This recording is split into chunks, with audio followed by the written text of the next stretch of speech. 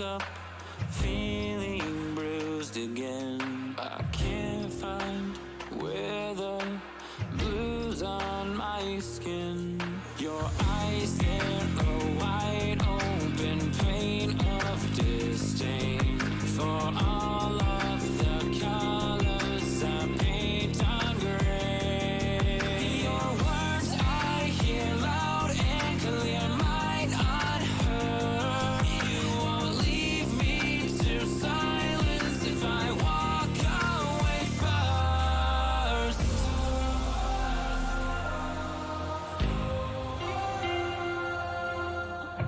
With you is not my home. It's time you let me go.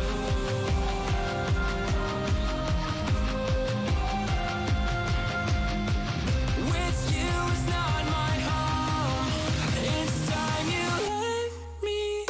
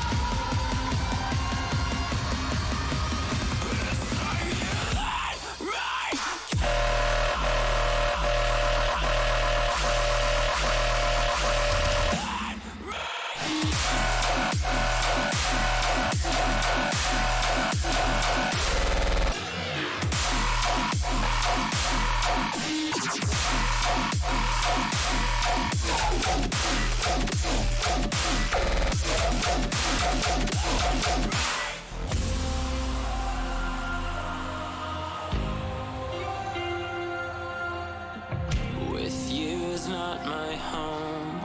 It's time you let me Hello, everybody. Oh, Bickle's doing it. Okay, Bickle, go for it. I'm sorry, I got used to this. I've done this the past 2 nights, so it was just a habit by now. As you can see, I'm here again. I'm Bickle. I've been here yesterday. I was here the day before. But tonight, I'm not joined by Bully. I'm joined by the wonderful Arcs Knight, who we saw run it down on Ezreal last night. Bro, How you doing, don't man? do me like that. You didn't have to do me like that. doing It's good. been a while. It's been a while, Bickle. I'm glad to be here with you. And you know what's even better being with you in is with these fun IBS games. And we have 2 splendid teams tonight. I think there's only 4 teams in total. Correct. 4 teams in the IBS. We had 4 in Plat, 4 in IBS, 8. Yeah, gold is freaking cracked. I don't know why. But we do have Team Kajis. You know, we're going to go from top to bottom. We have Shiny Mew Life in the top lane, Crockpot jungle, Last Anthean in the mid lane, Calm Guy as ADC, and Porpita, I think is how you pronounce this poor man's name. Yep, but just something to note is that mid and AD carry won't be here tonight, so we'll have illegally obtained in at mid lane, and Adarasta, however you want to pronounce it, down at AD carry. And then over for the side of Team Kopek, we have Steve Franken up in the top lane, CB Cream Cheese heading the jungle, I'm Theos down in the mid lane, CG Kills at AD carry, and Funny Dud 99 at support. Alright, and you know, it's been a while since, you know, League of Legends last season has ended. You know, we had the BOL champions, da-da-da. This is a new season. These are a lot of new players. Like, you know, we do have, like, some similar players. We have Crockpot in a different role. We have Cream Cheese back in jungle. But, you know, a lot of these players are new names to me, personally. I'm not sure how much they are to you, but I think we talked about it a little bit, and they are a bunch of new names. Second way, okay. So thank you, Shiny Moonlight, for confirming it is... hold on. I know you typed it earlier. Where was it? I'll keep this in mind. Adarasta, correct? Okay, I'm going with that. Yeah. All right. There we Thank go. you for the heads up, New Life. That's beneficial. But yeah, like you said, a lot of new names here that we haven't necessarily seen before. Crockpot, as you mentioned, has found success. Actually, just won BOL this past season as the 80 carry for TD Syndicate. Cream Cheese found some success, making it on a deep. Actually, he was on quite a few teams this last BOL season, but has found success here and there. The main teams we do not see right now. There are two more in this event, as we talked about: Team Storm and Team Toxin. Team Toxin has a lot of names you'll be familiar with if you've kept up with the IBS scene, and we will be seeing them later in action in game number 3 tonight. But first up, we do have Gajis taking on Kopek, as I believe we're getting ready to head into draft right now. Draft Yes, is we're already in. live. Draft is live. We're going crazy. Yep, Gaji's banning away that Sejuani and the Yone, so targets at that jungle mid, possibly even the top laner, based on what's been played. Whereas Kopek's taking away that Dr. Mundo, a champ that's found so much success, and really just doing whatever he wants because he gets as tanky as he wants to with Hearthsteel. Yeah, and we are seeing Mundo is cracked right now. I think Mundo got a little nerfed a little bit, but we do see a Diana ban coming from Kopek, and then finishing off round 1 bans, we do see the Akali. So it looks like we are directing a lot of bans towards the mid lane and getting rid of that bulky Sejuani. Yep, something to note, we are on patch 13.1. The new season has begun, so like you mentioned, Dr. Mundo hit by a little bit of a nerf, getting a bit less base health and armor growth, as well as gaining less AD off his maximum health. But honestly, still a very oppressive tank. But this last ban coming up by Kopek, going to be the Maokai, a triple flex champion that can head up to top, jungle, or support, depending on how they want to flex it. Great removal here, as it's such a dangerous champion. And I glanced a little bit at the OP.GCs, and I did see Maokai as Crockpot, so far most played champion. It was only 3 games, but so far most fan champion. And the first pick we have of this IBS night today is Kaisa at the ADC role. Kaisa's been really strong in the ADC role, but it's really hard to first pick her. Because Caitlyn, right there. Yep, instant response with the Caitlyn. Gonna abuse that range differential, most likely down bot side. Kaisa, of course, can be a nice tank shredder depending on what they need out of a team. So it's a good, flexible pick, but like you said, can be punished down in that bot lane with something that has that extended range, which is exactly what CG Kills is looking to go for with this Caitlyn. And a Seraphine to follow up does have flex potential between that mid and support, but really just a nice, well-rounded comp so far between the two picks. Yeah, and if Seraphine's going to be bot lane, if Kajis doesn't go for some sort of engaged support here, I'm going to find their bot lane to struggle this early game. Absolutely. So the double range out of Caitlyn and Seraphine can be really oppressive for something that lacks range. But usually when you see Kaisa, it's paired up with something engaged worthy, like the Leona, like the Nautilus, or even an Amumu based on what they want to go with. But they are picking, the Nautilus. The engaged tank and the Nautilus. That's perfect, because if Nautilus can get a hook onto Caitlyn, I think they will win any 2v2 fights in the bot lane. But they just have to be careful, because if Kaisa gets poked down too far before that hook happens, then But we are going to see the Lissandra come in, possibly. There it goes. Lissandra getting picked up as the last pick of the first round for Team Kajis. Nice little team play champion. Works well with the Nautilus. Kaisa being able to get a little bit of burst damage on with all the CC that they have. Yeah, a lot of good lockdown so far between that depth charge, glacial lockdown of Lissandra. Really sets up nice mid-lane ganks, even if Nautilus ever wants to roam. But like you were mentioning, that's actually going to be a Seraphine mid, and the response coming in the bot side to this Nautilus is the classic Caitlyn Morgana pairing. Is it Seraphine mid, though? You know what? This because I have seen Morgana mids. I don't know why, but there was a bunch of Morgana mid laners. So there's a possibility of this Morgana mid, Morgana jungle. It is flexible. What to me makes the most sense, though, is sending that Seraphine mid. But who knows? Bans coming out, both teams still targeting the jungle, taking away the Zac and Mordekaiser. Really 2 jungle-focused picks that have made their presence known in topside as well. Mordekaiser is also a very strong top laner, but in all honesty, ever since the introduction of the jungle pets, he's just become an even better jungler. Trundle taken away, and Aurelia going to be the final ban out, targeting the top side of Franken. I think Team Kopech just misclicked. I think that actually, I'm joking, but I wish I was Nudier banned because I don't like Nudier as an ADC player personally. It's Hopefully, I okay. They don't have. nerfed his lethality murder you in 2 shots build. And Yeah, Kopech's grabbing the Amumu, which technically is also flexible, but I'd imagine with the picks we see so far that it heads into that jungle lane for Cream I'm Cheese. I'm trying to think about who's going to do damage because Seraphine can do damage. Have Dark Seal fed to do damage. Like you're really relying on this Caitlyn to be able to do the majority of the damage so far. So I'd I'm really imagine we get a hoping. bit of a carry style top laner. Yeah, that's what I'm really hoping to see. But we'll see. You know, hopefully they don't pick Ornn. Ornn would be the last champion I hope they pick top lane. Yeah, we'll have to see how things play out, though. We still need Silas coming in. That's going to be our first jungle Silas. Yeah, Ever since the there it introduction of the is. jungle pets, it's made the jungle clears of these less meta that usually took a lot of damage in the jungle. It made their jungle clear a lot stronger. We've seen the reemergence of stuff like the Silas jungle, of the Camille jungle. Silas with that Night Harvester can do so much burst damage coming out of a gank. Love to see it, and it'll be interesting to see how Crockpot can pile it. And this is a perfect champion to pick in jungle for Team Kaji's. We are getting the Tahm Kench top lane, which is going to allow a safe spot for this Kai'Sa to get out of most situations. Because with the amount of CC that Team Kopech has, this Tahm Kench ult is going to be really useful in these team fights. But Silas Silas for jungle is for them. You got going the to ult. get You so pick up much value Seraphine, here pick up a out of this ult to steal like the Seraphine, the Amumu.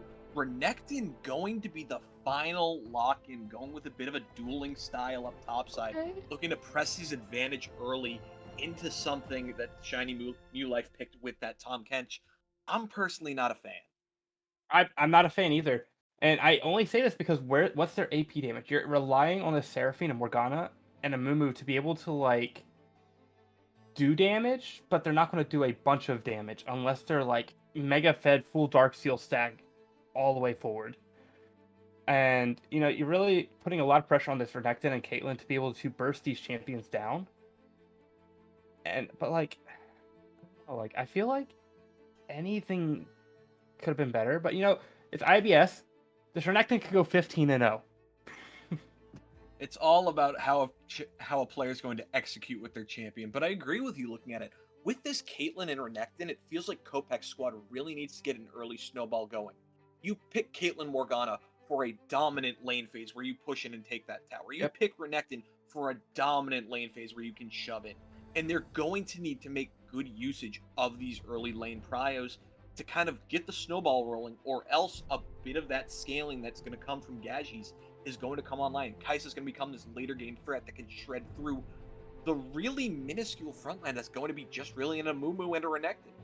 I think Renekton usually has gone for that more Prowler's Claw style build to make him more of an assassin, but that just makes him even flimsier on the front line. Whereas you look at the engage that Gaji's has in this Nautilus and the Lissandra, and even stolen ultimates like that Curse of the Sad Mummy or the Encore from Seraphine for Silas, and they have such better engage and peel back with this Tahm Kench Devour. Yeah, and something I would like to see from the side of Team Kopech here is, you know, if they can get some vision down early and get some, like, you said it already, that they're going to be pressuring these lanes. This Amumu has to be aggressive. Like, I know Amumu wants to hit 6, but this Amumu has to be aggressive on either the top or bot side of this map. And, you know, if they can get some vision on the Silas and be able to make some plays and get one of these lanes ahead and be able to snowball that lane, they have a chance of, like, just running away with it. But if I'm saying right now, if they keep it even, they lose. Like, I don't see them winning the game if they have the lanes even by 15. Like, absolutely. If we're 15 minutes into the game and neither team has a gold lead, Gaji's side is heavily favored. For sure.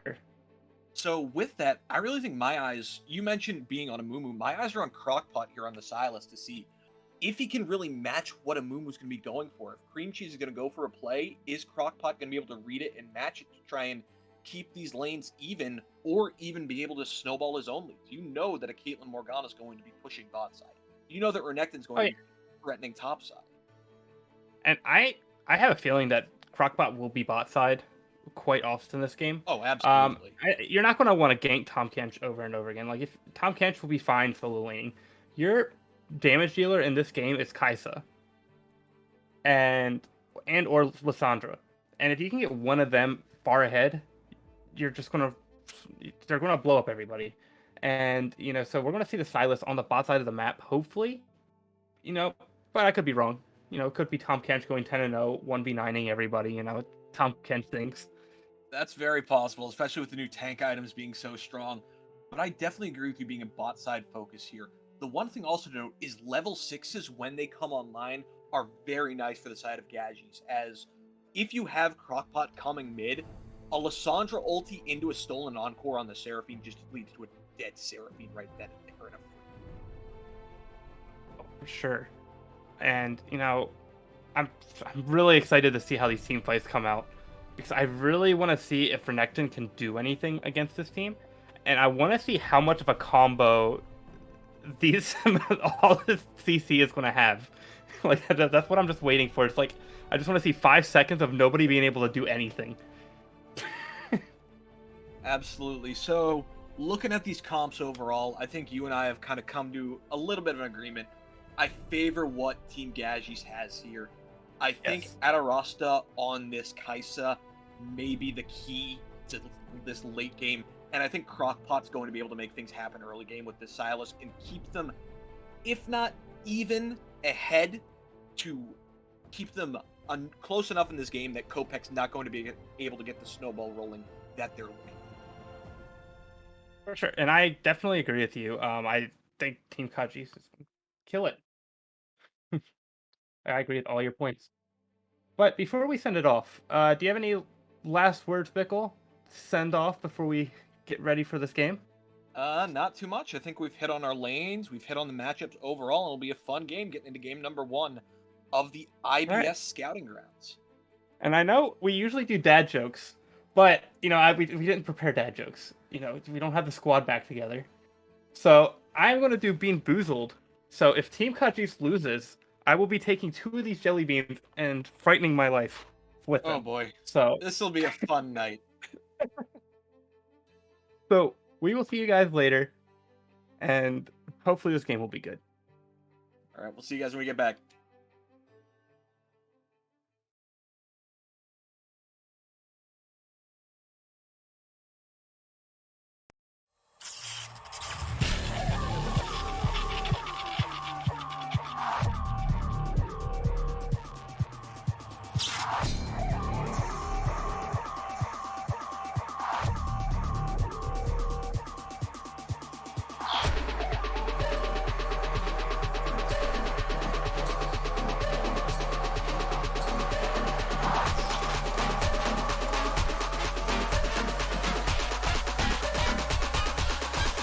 Lights out.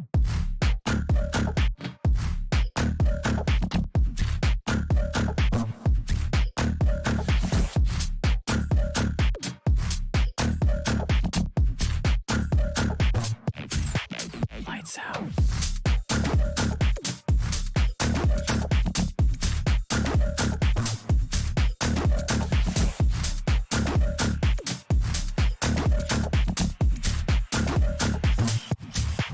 Lights out.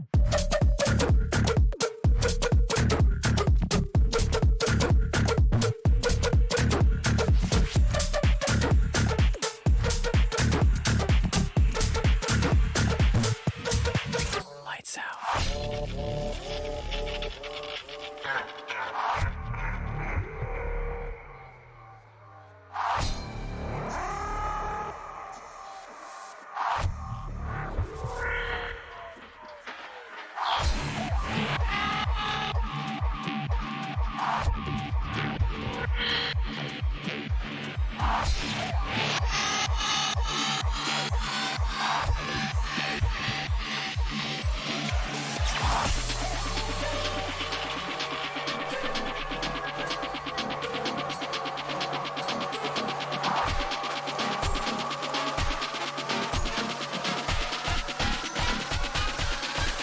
Lights out.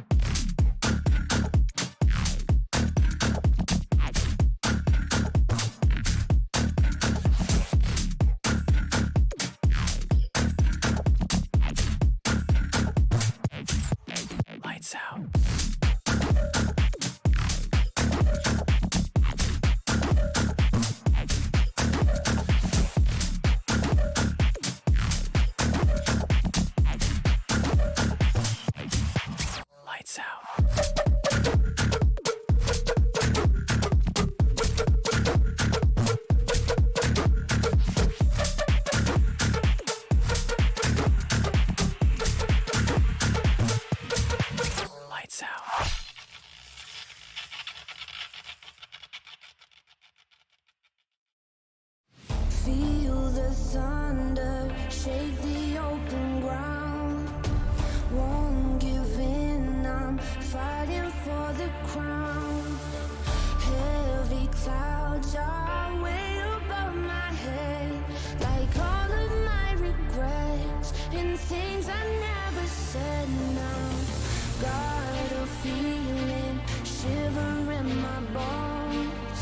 Something's coming, but nobody knows. Angels rage, they come down from the sky to fix these broken wings and show me how to fly. I burn the sky. I see the fire in your eyes. I come alive, and I feel like I could spread my wings and fly.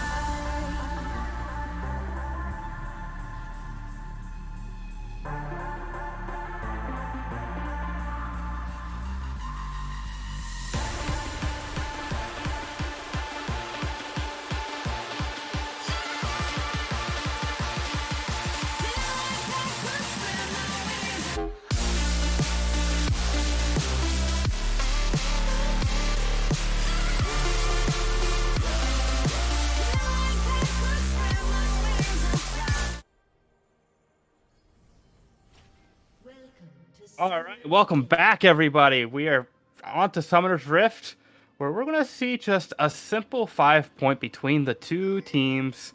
Cream Cheese, a little stepping up a little bit. Is poor little Seraphine getting hit by the Silas C. Going in. Cropot seeing the opportunity. Lysandra getting some damage, but we're going to see Seraphine with the flash. But we are going to get confirmed Seraphine mid. Yep, that is going to be a Seraphine mid, but Seraphine now without flash is at such a risk mid here. Anytime illegally obtained wants to go for that flash Ring of Frost to lock her down, if Crockpot's ever mid, that's a dead Seraphine. True, and now I think Silas is going to take advantage of that. I think we're going to see a first, we should expect a first blood onto Seraphine by, I'm going to say 3:35. Absolutely, I think you're right. Timer. Crockpot's going to look for that 3-camp clear topside into a possible mid gank. It all depends on if illegally obtained can set it up and how safe Theos plays. Yeah, and we're going to see everyone's up on top side. Yeah, both junglers going to clear top to bot, realizing how volatile this bot lane can be. Cream Cheese knowing his bot lane's going to be pushing, whereas Crockpot wants to stop any early damage that can occur. Now, I do see something, and I don't know if that's because it's Silas jungle, but it's Dark Harvest. That is on the very standard on Silas jungle. Is it very Silas? Okay. You're used to Silas mid lanes going Everfrost with Conqueror. Silas jungle is Night Harvester with Dark Harvest. He's all about that upfront burst, not about the sustained long fight. I want to play jungle now. Hold on. It is fun, I will give you that. But yeah, this bot lane here, something to note, both supports not opting for that Glacial Augment. Instead, we have that Aftershock versus the Comet. So look for Porpita to try and make something happen off an engage here, as they may want to press early to try and stop CG kills and Funny Dud from pushing. Yeah, and I do want to say I'm about to finish something, but I'm watching a Moo on the mini map right now. He's looking mid. Yeah, just looking mid, but real quick, make sure nothing about to happen. But I do want to say, Morgana could have gone Comet just for the fact they don't have a lot of AP. And, there's a little bit of extra damage. Yeah, both junglers opting to go into the Moss Stepper. As Silas and Lysandra are coming down bot lane. Oh! Engage here. We got the hook. Oh, we got the root! The CC! The first blood on Kaisa. Tom Kench having to get out of top lane. Ooh, I like it. And first blood here getting picked up by Adarasta is massive for this Kaisa to try and get snowballing a little bit.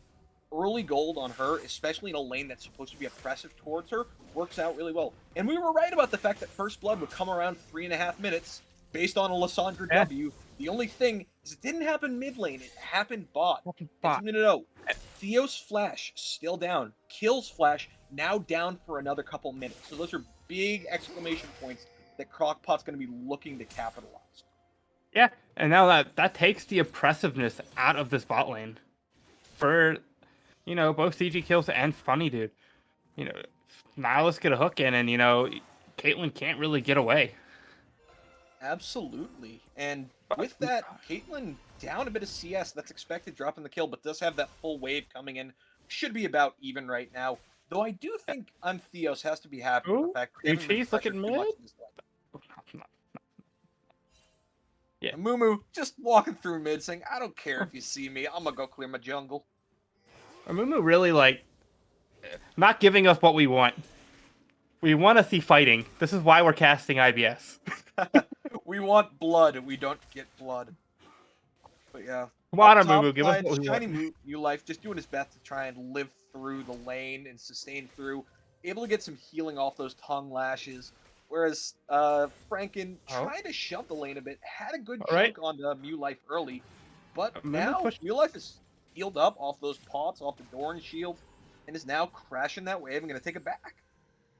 Yeah, great job for Mew Life there. They are slightly behind in CS. Renekton's going to get a lot of CS here, but the benefit is that when Renekton backs, Tahm Kench will catch up due to the fact that Kench has TP, Renekton does not. Yeah, absolutely. So Renekton, of course, instead opted for that Ignite, looking for that extra lane pressure to go for the kill threat, and it looks like, yep, cleared out that wave and has taken it back now. Shining Mew Life coming back to lane with that Sheen, so he will be going for the Frostfire Gauntlet, which of course, now back to a tank Sheen item, which we are all happy to see. Franken, meanwhile, picks up that Vampiric Scepter, so we could either be seeing him going for that Bork build or possibly an Eclipse. Yeah.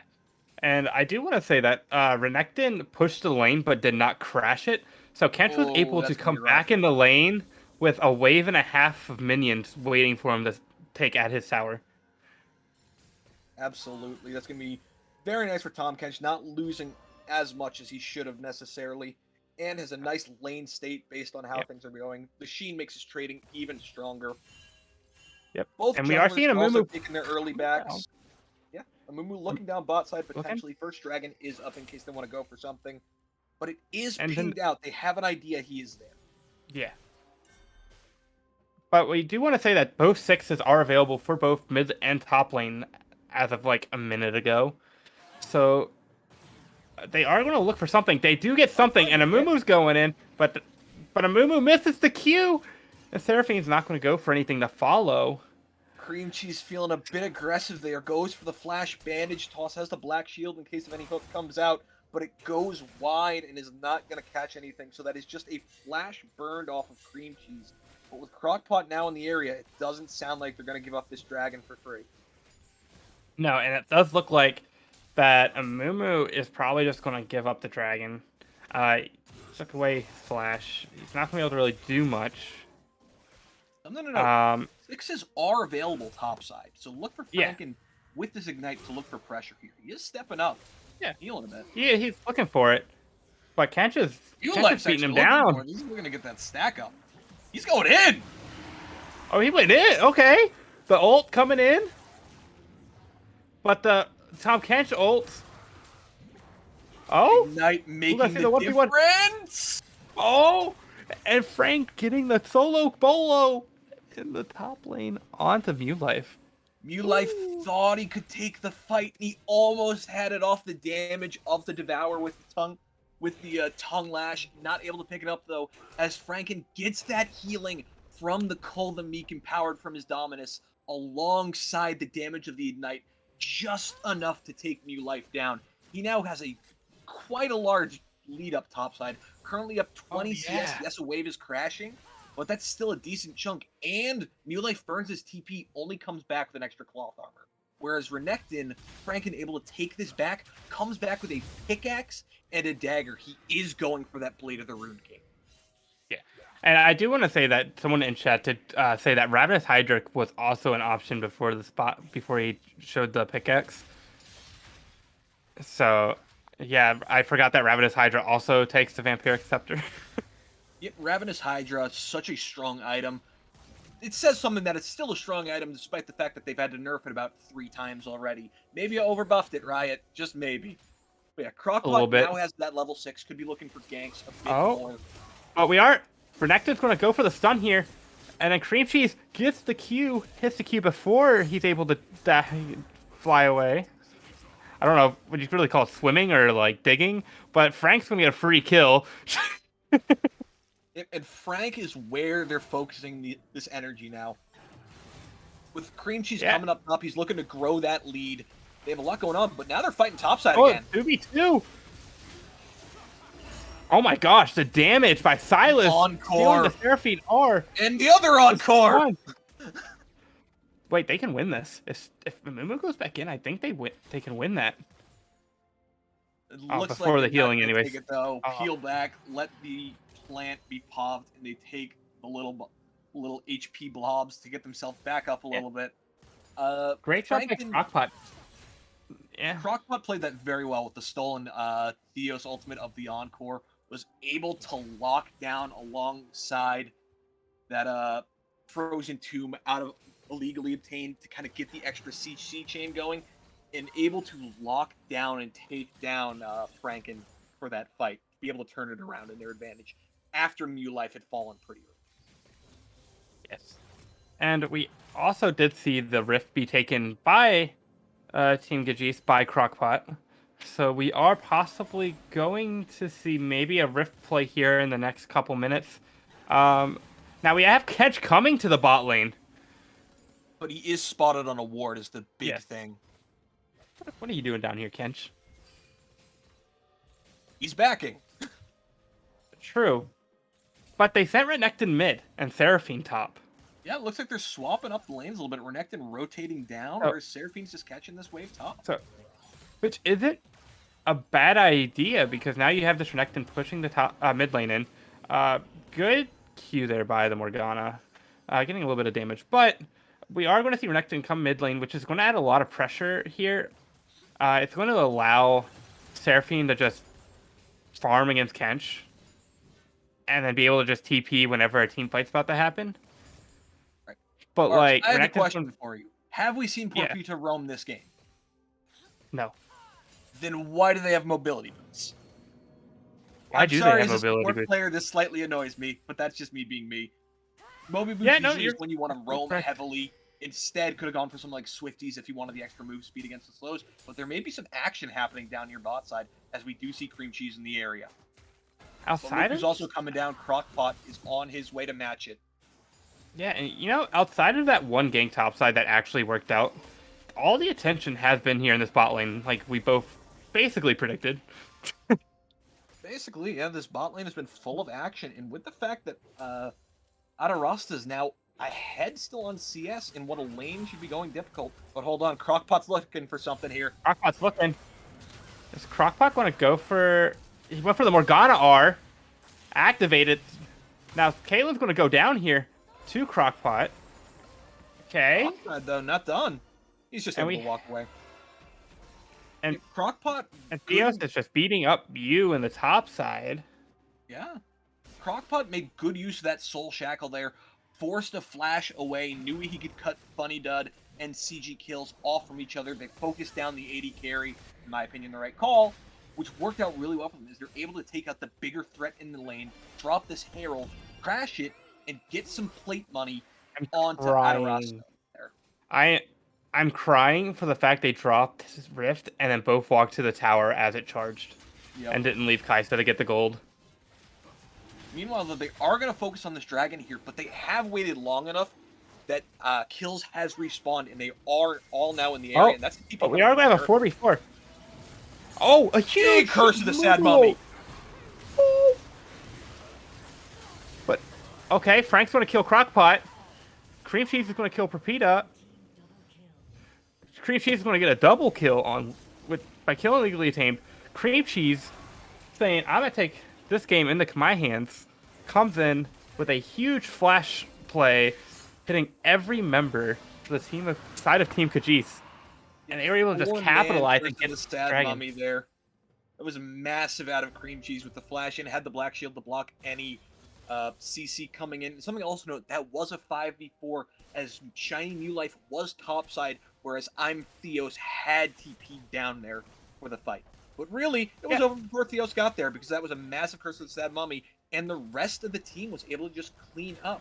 Yes, Adarasta was able to escape with their life. That's 3 kills going over to Kopek's squad and the Infernal Dragon. And something to note now, we are on to the Mountain Rift.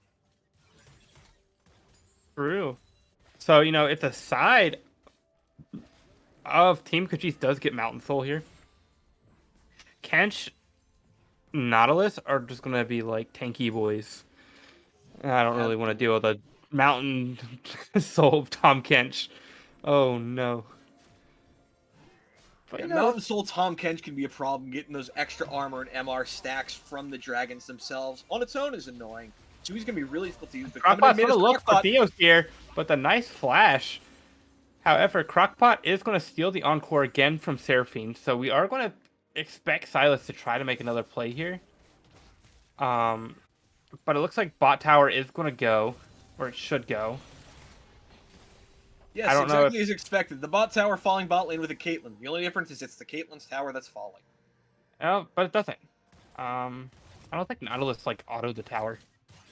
And something else to note is, despite the fact that Gajis' squad had a little bit of a gold lead, about 1.5k, it's back to even now. Actually, a little bit favored by Team Kopek. And we are going to see the Black Shield wasted by Morgana. And I guess worried about that turnaround from Poor Pizza. Did not come their way, though. Lands the Dark Binding, but too far back, so no follow-up from those Yordle Snap Traps. Hills, though, now able to shove in with this Caitlyn and make real advantage of what you want this lane to do. Shove in, force a tower, get some damage down. As we might see a broken tower. Bandage toss. Oh, but a Moo with the Encore. But they aren't. Okay, Lissandra sneaking away. Okay, Crockpot trying to take blue buff, but realizing Crockpot's in trouble. You're in your jungle, but it's not your jungle right now. Oh, the failed flash by Franken! No. That's devastating. Fails the flash. That would have trying been to a get over free to kill. Crockpot to get the kill. Unfortunately, has to burn the slice. Doesn't have the dice reset, so he gets over the wall, but no way to further track him down. But in the end, first tower does fall bot lane, but as expected, goes to kills on the Caitlyn. Yeah, and can I say how well they rotated for that? For red side, they all rotated. Like Cream Cheese came up, Frank was in the jungle. They all rotated together and was able to make a play there, confirm the rift. And then we'll probably look to put this top side. I think he is possibly going to drop this rift top side. Get the more gold into the Renekton. Top side tower here. Now, Arx, I gotta ask you something. You are an AD carry player. I've already voiced my displeasure of the Moby Boots on Nautilus. No, not the shield bow. No. Shield bow Kaisa. Oh no. Bro, shopkeeper diff. Shield bow, we usually see a Kraken Slayer on Kaisa there, and we also usually see a Gale Force coming in on Caitlyn, but it's not the worst into a tanky frontline like this Tom Kench, as she does have to be what has to melt. Who's gonna do damage to Kench? It has to be Caitlyn. What? With the Kraken. Oh wait, I'm looking at the wrong side. I mean a Moo. Trick question. Silas is all burst damage focused with that Night Harvester. Yeah. I mean a Moo built on fire and played a steel caps. So Caitlyn, unless she's gonna have to go for LDR sooner than later because of her going for shield bow. Yeah, it'll be interesting to see Soul Shackles stolen away for this upcoming dragon fight in 30 seconds. This is a big thing. Tom does have TP. Seraphine as well has TP. Yeah. Mid-prio right now does go the way of Team Kopek. Actually, it's about neutrals. They're both about to crash with nothing, but river control, more importantly, goes to Team Kopek. As that's really going to be what can be the starting point of this fight. Vision is being cleared out at the moment. But there's a lot of vision for Team Kopek here. There's a lot of wards right there, and Amumu has a free... Hear me out. That's a 3-man ult right there that I want to see He go. has the eyes on it. Seraphine TPing in. Theos is Seraphine on the TPing way. in. Tom is already on the flank behind. Oh, Curse Spirit. of the Sad Mummy? Mummy's massive. There it is. Oh, we got the miss Seraphine ult maybe? But nothing. CG Kill's going to drop. Oh my god, everyone's going in. Encore coming in getting a double kill from Theos. I don't know what happened. What happened is Curse of the Sad Mummy into Encore. Because I know the Curse of the Sad Mummy went early. Cream Cheese has been ripping through Team Gagis with the Curse of the Sad Mummy. He's been playing it so well, just getting in the middle of 3 or 4 of them. Like you said, Rapita pulled the trigger when they saw Shiny Mew Life coming in for the flank. They wanted to go for the pincer. They got the hook in, but that gave Cream Cheese the perfect angle to get in with the bandage toss and land a 3 or 4 man Curse of the Sad Mummy, which has very much opened this game up nicely for the side of Kopek's squad. For sure. And I'm looking at this Bean Boozled box right now, and I'm going, Team Kazas, Kajis, what are you doing? Yeah, and here's the thing. They did it the exact opposite way of what we said. We said they're going to need early advantages, and they didn't necessarily get those. They were down a little bit of gold going into about 10 to 15 minutes.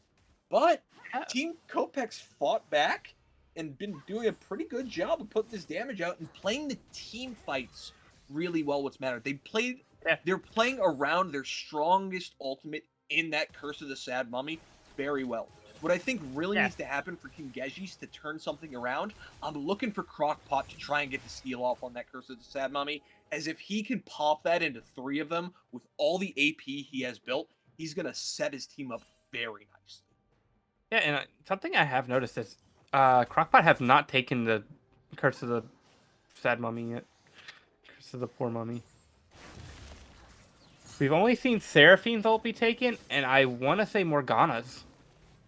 Yeah, I've seen quite a few Encores and about 2 Soul Shackles, but I don't believe we've seen a Curse of the Sad Mummy steal. I can understand not going for the Ace in the Hole or the Renekton ulti in the Dominus. Is it's not necessarily going to be much useful. Crockpot's looking for something, though. Oh my god, everyone missed. But Nautilus not everybody! Porpita, though, just trying to run away, taking a bunch of damage out of CG kills. As with this Kraken plus PD, Kills is able to just rip through Porpita right now, who only has, in terms of armor, that Aegis of the Legion to their name. We are looking across the map. Team Kopek has every tower still up. Team Yoshis has lost all their tier 1 towers. And almost their tier 2 towers.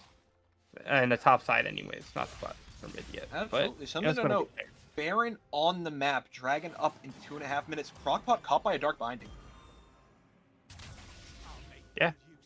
There's a still an Encore. And another Encore steal. So they're really trying to prioritize this Encore. They're on to Crockpot. However, an Encore missed by Theos. And Crockpot looking to go in, going for another Crockpot, but missing. But he's going to go in and die. But we're going to see Cream Cheese just go in and oh my gosh! Now Renekton him up. Okay. Well, we initially saw everyone miss their abilities, and then we saw Crockpot try to go in with no HP, and Seraphine hits the E initially, slows him for her Q to come down, and then Cream Cheese was able to just go in and take advantage of that greediness by Crockpot. And take advantage of it, and now... basically, Crockpot was running away from Kills, who had been chunking him down a little bit. Cream Cheese hits the bandage toss over the wall and is able to lock him down with the Curse of the Sad Mummy, but it's not enough, and Crockpot is able to get away.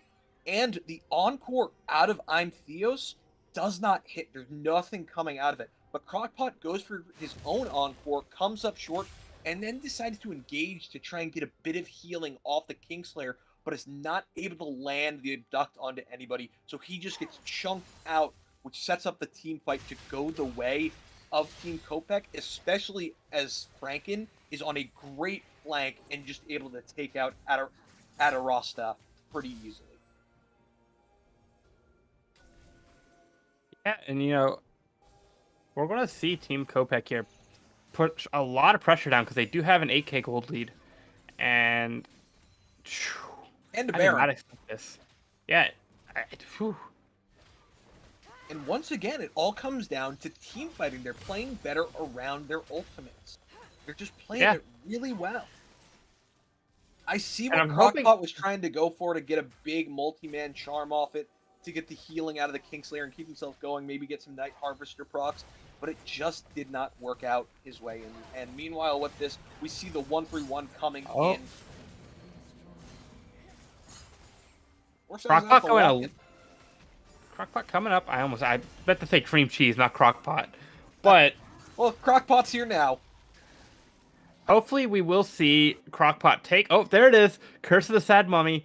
Finally, for the first time this game, onto the Just in Silas. time for this dragon, which has spawned. But Renekton's right below. Oh, see this Crockpot, you're on a ward, Crockpot- buddy! But he wastes the ult and just disappears. Honestly, And- I don't think you can say he wasted that. He did not know he was on a ward at the time. He just No. got caught by the Encore into the Ruthless Predator out of Renekton to just lock him And- down. He had to try and burn it to escape, but it was not enough. He falls, and that is the next dragon. Yeah, Putting and I do want to Kopech compliment on full Kopech point. real quick. Kopech has done a very good job with, putting some sort of vision. Might not be the best vision positions. Like, you see wards all over the place, but it's vision. And they're using it to set up for these objectives. I personally need to apologize to Frank in this game.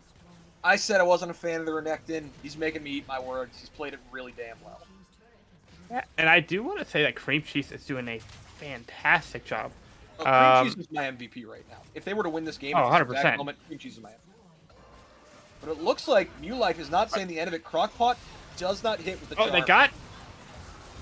they got a hit on Caitlyn, but we got a huge Curse of the Spirit Mummy. Curse of the on a Sad Mummy four by people. Cream Cheese wins them this game And again. he gets the Quadra. Give him the Quadra.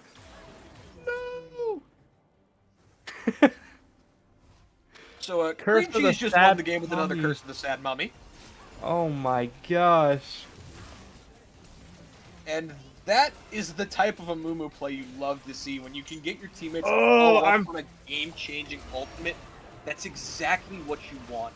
Well played in the Yeah, end. and- This Team Kopech's going to come out on top. And we are going to see the end of game 1. Team Kopech beating Team Kajis in a dominating fashion. I'm currently Yeah. pulling out this little spinny wheel right now because I am now having to eat 2 beans.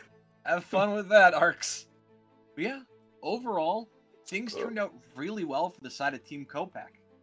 What we expected was trying to get early lane dominance, and that happened up top for Franken, who got the solo kill when New Life was a bit too aggressive.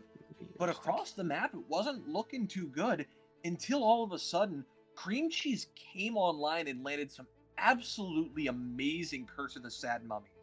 He was absolutely the star of this game and what led them to have such a dominant win in the end. Those ultimates are what changed the game. Crockpot did a good job of trying to get Theos Encore to get a good charm going, but I really think he should have gone for more of Cream Cheese's ultis with the Curse of the Sad Mummy. As an Yeah. AP boosted, that may have been what they needed to get into the game. And for sure, because you're looking at the side of Team Kajis here, and everyone's like really burst damage. You have Kaisa that wants to go in, you want Silas that wants to go in, you want Lissandra that wants to go in, Nautilus that goes in, Kench that goes in. Getting the Curse of the Sad Mummy and hitting a 3-man ult or something would have been huge. Absolutely. You But- get a 3-man Curse of the Sad Mummy from Crockpot. Lissandra, Kaisa, and Silas are just popping 1 or 2 members at least. Caitlyn and Seraphine do not survive. That is not a tanky Renekton. He does not survive that. The only people you might have is a Sonya's Morgana and a tanky Amumu. And they're not going to win a fight on their own. Yeah. And I do want to ask what this Kaisa build is. It's Shield Bow Rageblade. I don't know if that's new or not, but I'm going to look into it before I I judge think it. it's a little bit older. It makes use of the on-hit on the Plasma a little bit more. Yeah. Trying to go for a bit shreddier build instead of something like your standard crit build. I'm not as familiar with it. I don't necessarily think it's the strongest build, But I can see where they're going for with that shield bow, worried about getting popped, as they were by Cream Cheese and Franken a little bit. They did end up with the least deaths on their team, partly thanks to that shield bow. Yeah, and we'll be back here in a few minutes. Do you have any last words for this before we head off and see Team Kajis be back on stream against Team Storm? None at the moment. I'm going to do a quick check to see if we find out who won that game. Give me a second. Yeah. It was actually Team Storm coming out on top over Team Toxin. Oh? So we have a 1-0 team going up against an 0-1 team coming up next. But like you said, we are going to throw to a Okay. quick break while we get into lobby and figure everything out.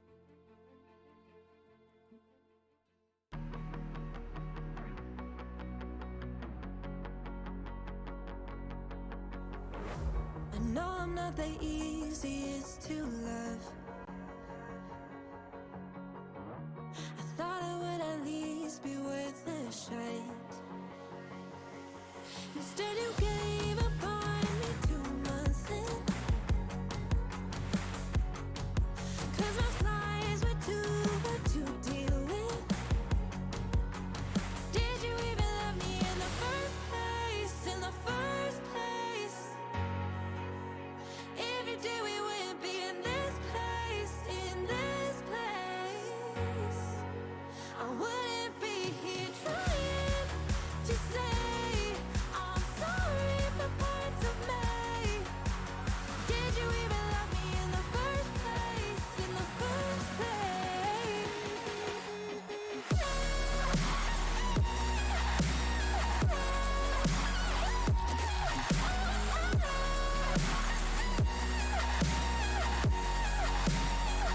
In the first place?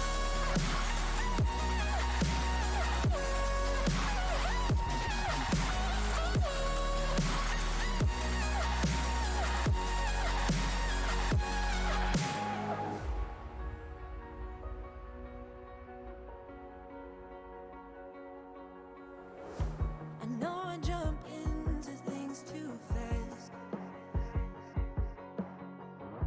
I thought I could trust you right off the bat. Instead you turned my vulnerability against me and tore apart the heart from my sleeve. Did you even love me in the first place? In the first place? If you did, we wouldn't be in this place. In this place, I wouldn't be here trying to say I'm sorry for parts of me. Did you even love me in the first place? In the first place? In the first place?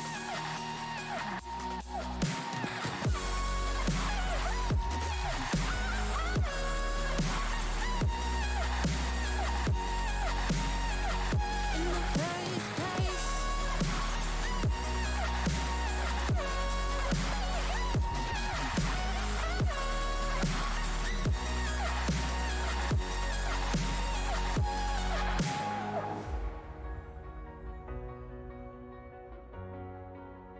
Did you even love me in the first place? In the first place?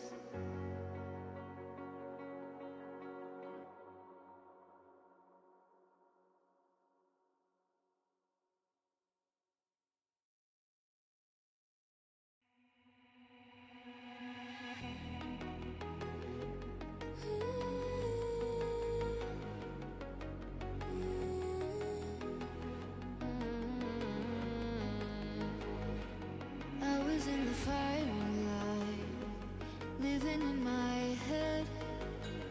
Sun came in and closed the blinds, could feel it in the air. This is just a waste of time, no one really cares. But then you came across my mind, got me out of there. So I went down to the river and swam till the panic was over. Yes, I went down to the river, watched all the heavy rain. I watched all the heavy rain.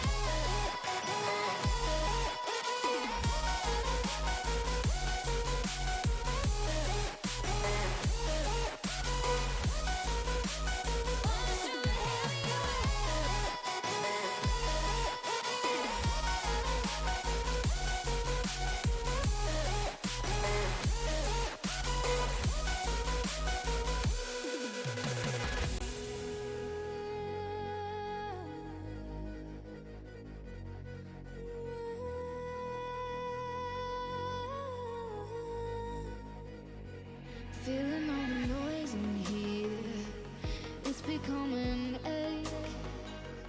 Pull me into calm and deep, and take me out to the waves. 'Cause I feel like a waste of space, breathing in the air. But you hold me like I might just break, like you want me there. So I went down to the river and swam till the panic was over. Yes, I went down to the river, washed all the heavy away. Washed all the heavy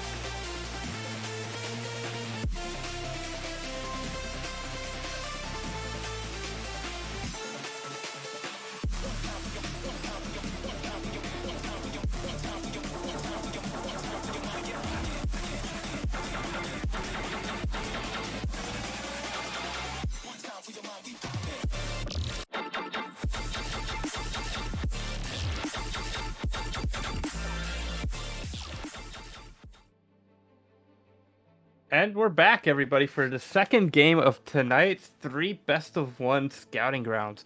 We are back with Team Kajis, and we have Team Storm this time. Team Storm is running a current lineup of Dude Caleb, someone I think who was in BOL last split. I'm slightly confused which teams are which from which leagues. We have Doki playing jungle. We have TD Yes, that Jester. Doki. Yes, the Doki Doki playing jungle. We have TD Jester playing mid lane. Chubby Chernobyl playing ADC. I don't think they're Oh, in okay. Yeah. Chapter playing AD carry, Chubby There we Chernobyl go. playing Chapter. I was kind of getting excited. I was like, Chubby playing ADC, okay. But not all that we wish. Something to note, though, we do actually have a sub coming out in for Team Gajis. We are not seeing the return of Mew. He either needed to go somewhere or they're swapping around the lineup. It looks like Calm Guy, I Adarasta think is heading topside and Calm Guy is at AD carry. I think Calm Guy was the ADC, yes. No, Adarasta. last time it was Adarasta. Yeah, no. I'm saying Calm Guy is their actual ADC. Yep. So, Adarasta going to top side, so we might see a correct ADC build this game. Hopefully. We shall see how things turn out here. Right, And you're it looks into like draft. drafts are live. So, do you think Team Kajis is going to bounce back this game, Bickle? What do you think they stand Ask mentally? me after the draft and I'll tell you. No. Because something From to a note, mental Team Storm standpoint. coming in 1-0, Gajis coming in 0-1.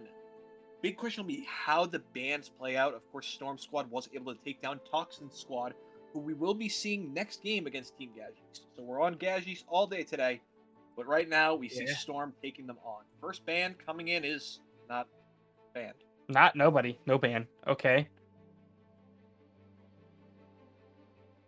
We're going to see if that is correct. Are we going to see it? Okay, we see a And Zach ban come out from Gaji's Team Kachis. But Doki banned against Zach. Never seen that before. yeah.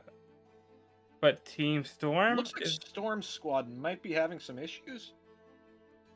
yeah. Oh, Yeah, it looks like there's issues. Rip. shall see.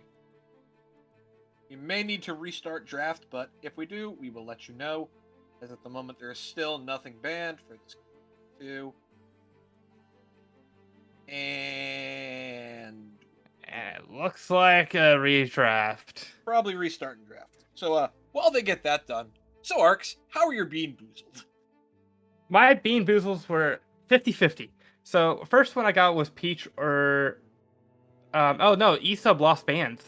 Oh, Oh. that makes sense.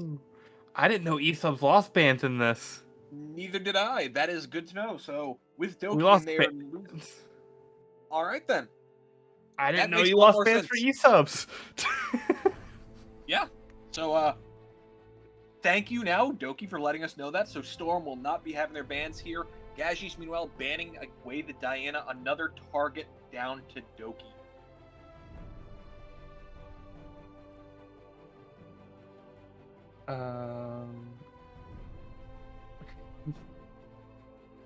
Yeah, and we see the Yumi ban.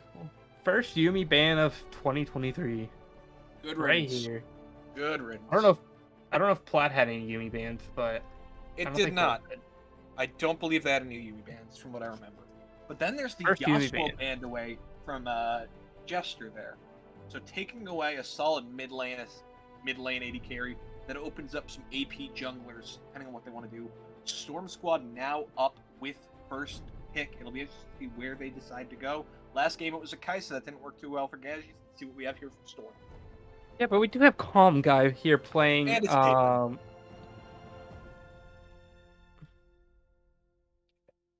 Caitlyn is up and in. Let's go. I'm trying. My links are all over the place. Woo. There we go. I had the stream open. I forgot the stream's on a slight delay. You're good. Yep. Caitlyn locked On in my that computer, strong so. 80 carry. High prio, high push power. It'll be interesting to see what Yeah. the response is from Gajis, as that is the Seraphine taken, Seraphine. yet that was used against them last game. They saw the power of those encores. They want it on their own side this time. Yeah, and we're gonna see what they pick into this though. I don't think we're gonna see a Kaisa. We might. We're gonna see a We are going to see a Maokai. Maokai, though. That's probably for Crockpot. That's gonna be Crockpot's Maokai for jungle. I think it's one of his. I said this last game, most played champion so far in recent games, anyways. We But we will do have to see. Of course, very flexible. Could head top, could head mid. Sorry, not mid. Could head top, could head jungle, could head support. Seraphine could head Yeah. mid, could head support. We'll have to see. And there's the return of the Caitlyn Morgana lane that gave Caitlyn Gaji Morgana. so many problems last game. But we're gonna see if they play it the same way. Absolutely. This time it's on Chapter and Chubby Chernobyl to pilot these two to success. Shall be getting one of his favorite supports, Morgana. So good for him. Absolutely. I am With gonna- bot lane locked in here, I'd expect a jungle pick here personally. There's the A Amumu. Moo. Oh They're no, just- this is a. Storm is just saying, hey, Gajis, here's everything that beat you last game, minus the Seraphine. We It's just the need a same Renekton and we'll draft. be good to go. A Renekton and Seraphine. What was the other champion? Seraphine. It was Yeah, Seraphine. oh, we missed out the Taken Seraphine. away. Yeah. Oh no. They can pick something else. They can pick Ari. Same thing. Basically Single the same charm. thing. Or Nico. There we go. But we got There's the the Mundo. Mundo, which was banned away last game. The Doctor is going to go where he pleases. Such a strong, beefy frontline tank that just takes a beating and keeps on ticking. Hear me out. I kind of like the draft so far for both sides. Absolutely, I agree with you. You know, Kajis is setting up. Now, the issue with Kajis is that, like, Storm can easily take out ADCs that this ADC player plays. And it's not really something you want to leave open because, especially, like, they're going to be somewhat limited what they pick.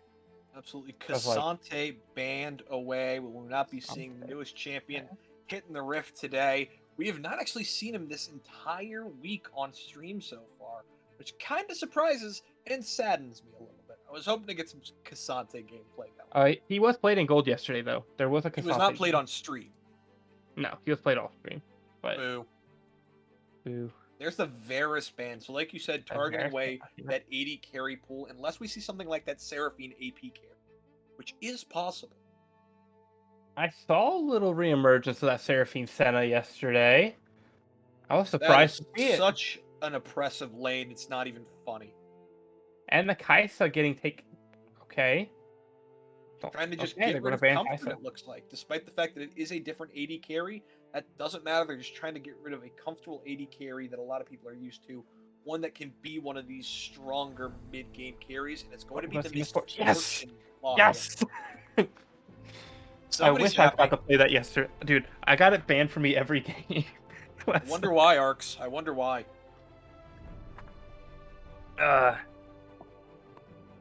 So, But Arcs, it's- with the Mundo locked in here that you know is heading top, what would your response do?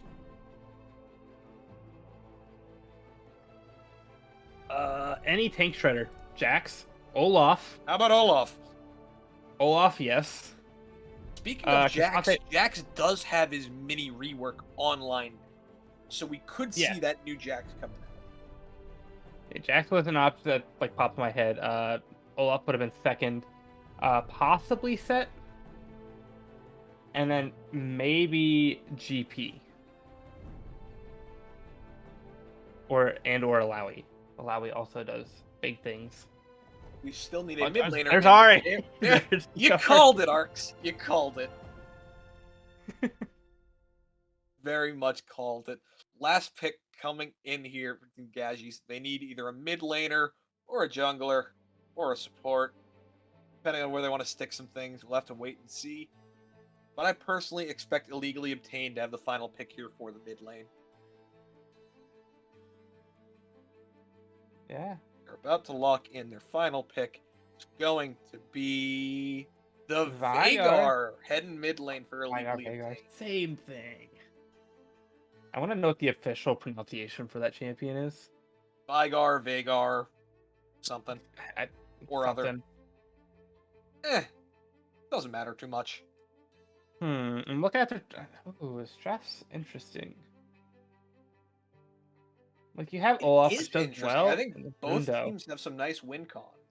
I think Storm's bot lane has the chance to be very oppressive, but I've seen all too often a Mundo get out of hand, and Maokai is such a strong jungler right now. I'm really Yeah, wondering how both teams can pull this off. Mundo, a 2-0 Mundo in lane with a CS lead wins the entire game, or should win the entire game. Absolutely. It's terrifying. Like there's a lot of pressure onto Caleb right now to take down this Mundo. Because if he can't hold down Mundo, the game's going out of hand. But really, But Caleb has the potential to do that as he's found success. He was successful before, and Olaf has that chance to be such a strong tank killer with that true damage out of the reckless swings. yeah, and I'm thinking about how these team fights are going to play out. Because you're going to look for the Maokai ult, you're going to look for the Seraphine ult. They're going to look for them together. You're going to have Veigar looking for a cage somewhere, which might set up an MFR. And, if MFR doesn't work, it's probably because you have the Black Shield from Morgana, you have this Sad Mummy, you have Ari's Charm, you have really anything that just walks out of it. But, like, it's just like, it's going to be really hard for Storm to face a Fed Mundo. Ari just got actually like I uh, don't nerfed think on her her damage. visual update is out. Did she get nerfed / buffed, or is that next patch? I think. I think that's next patch. Is to it next coincide patch? with her visual update? Gotcha. Because I know she's going to get a lot of AP ratios cut. All right then. Let me look up. Is it 13.1? 13.1 is what just hit, correct. Okay, let me make sure. Anything on? Yeah, nothing on Ori. Okay, yeah. Yep. Wanted to make sure. Now, everyone else got nerfed. Yumi, Aatrox. Yep. I'm impressed we haven't seen an Everybody that Aatrox. needed to get nerfed got nerfed.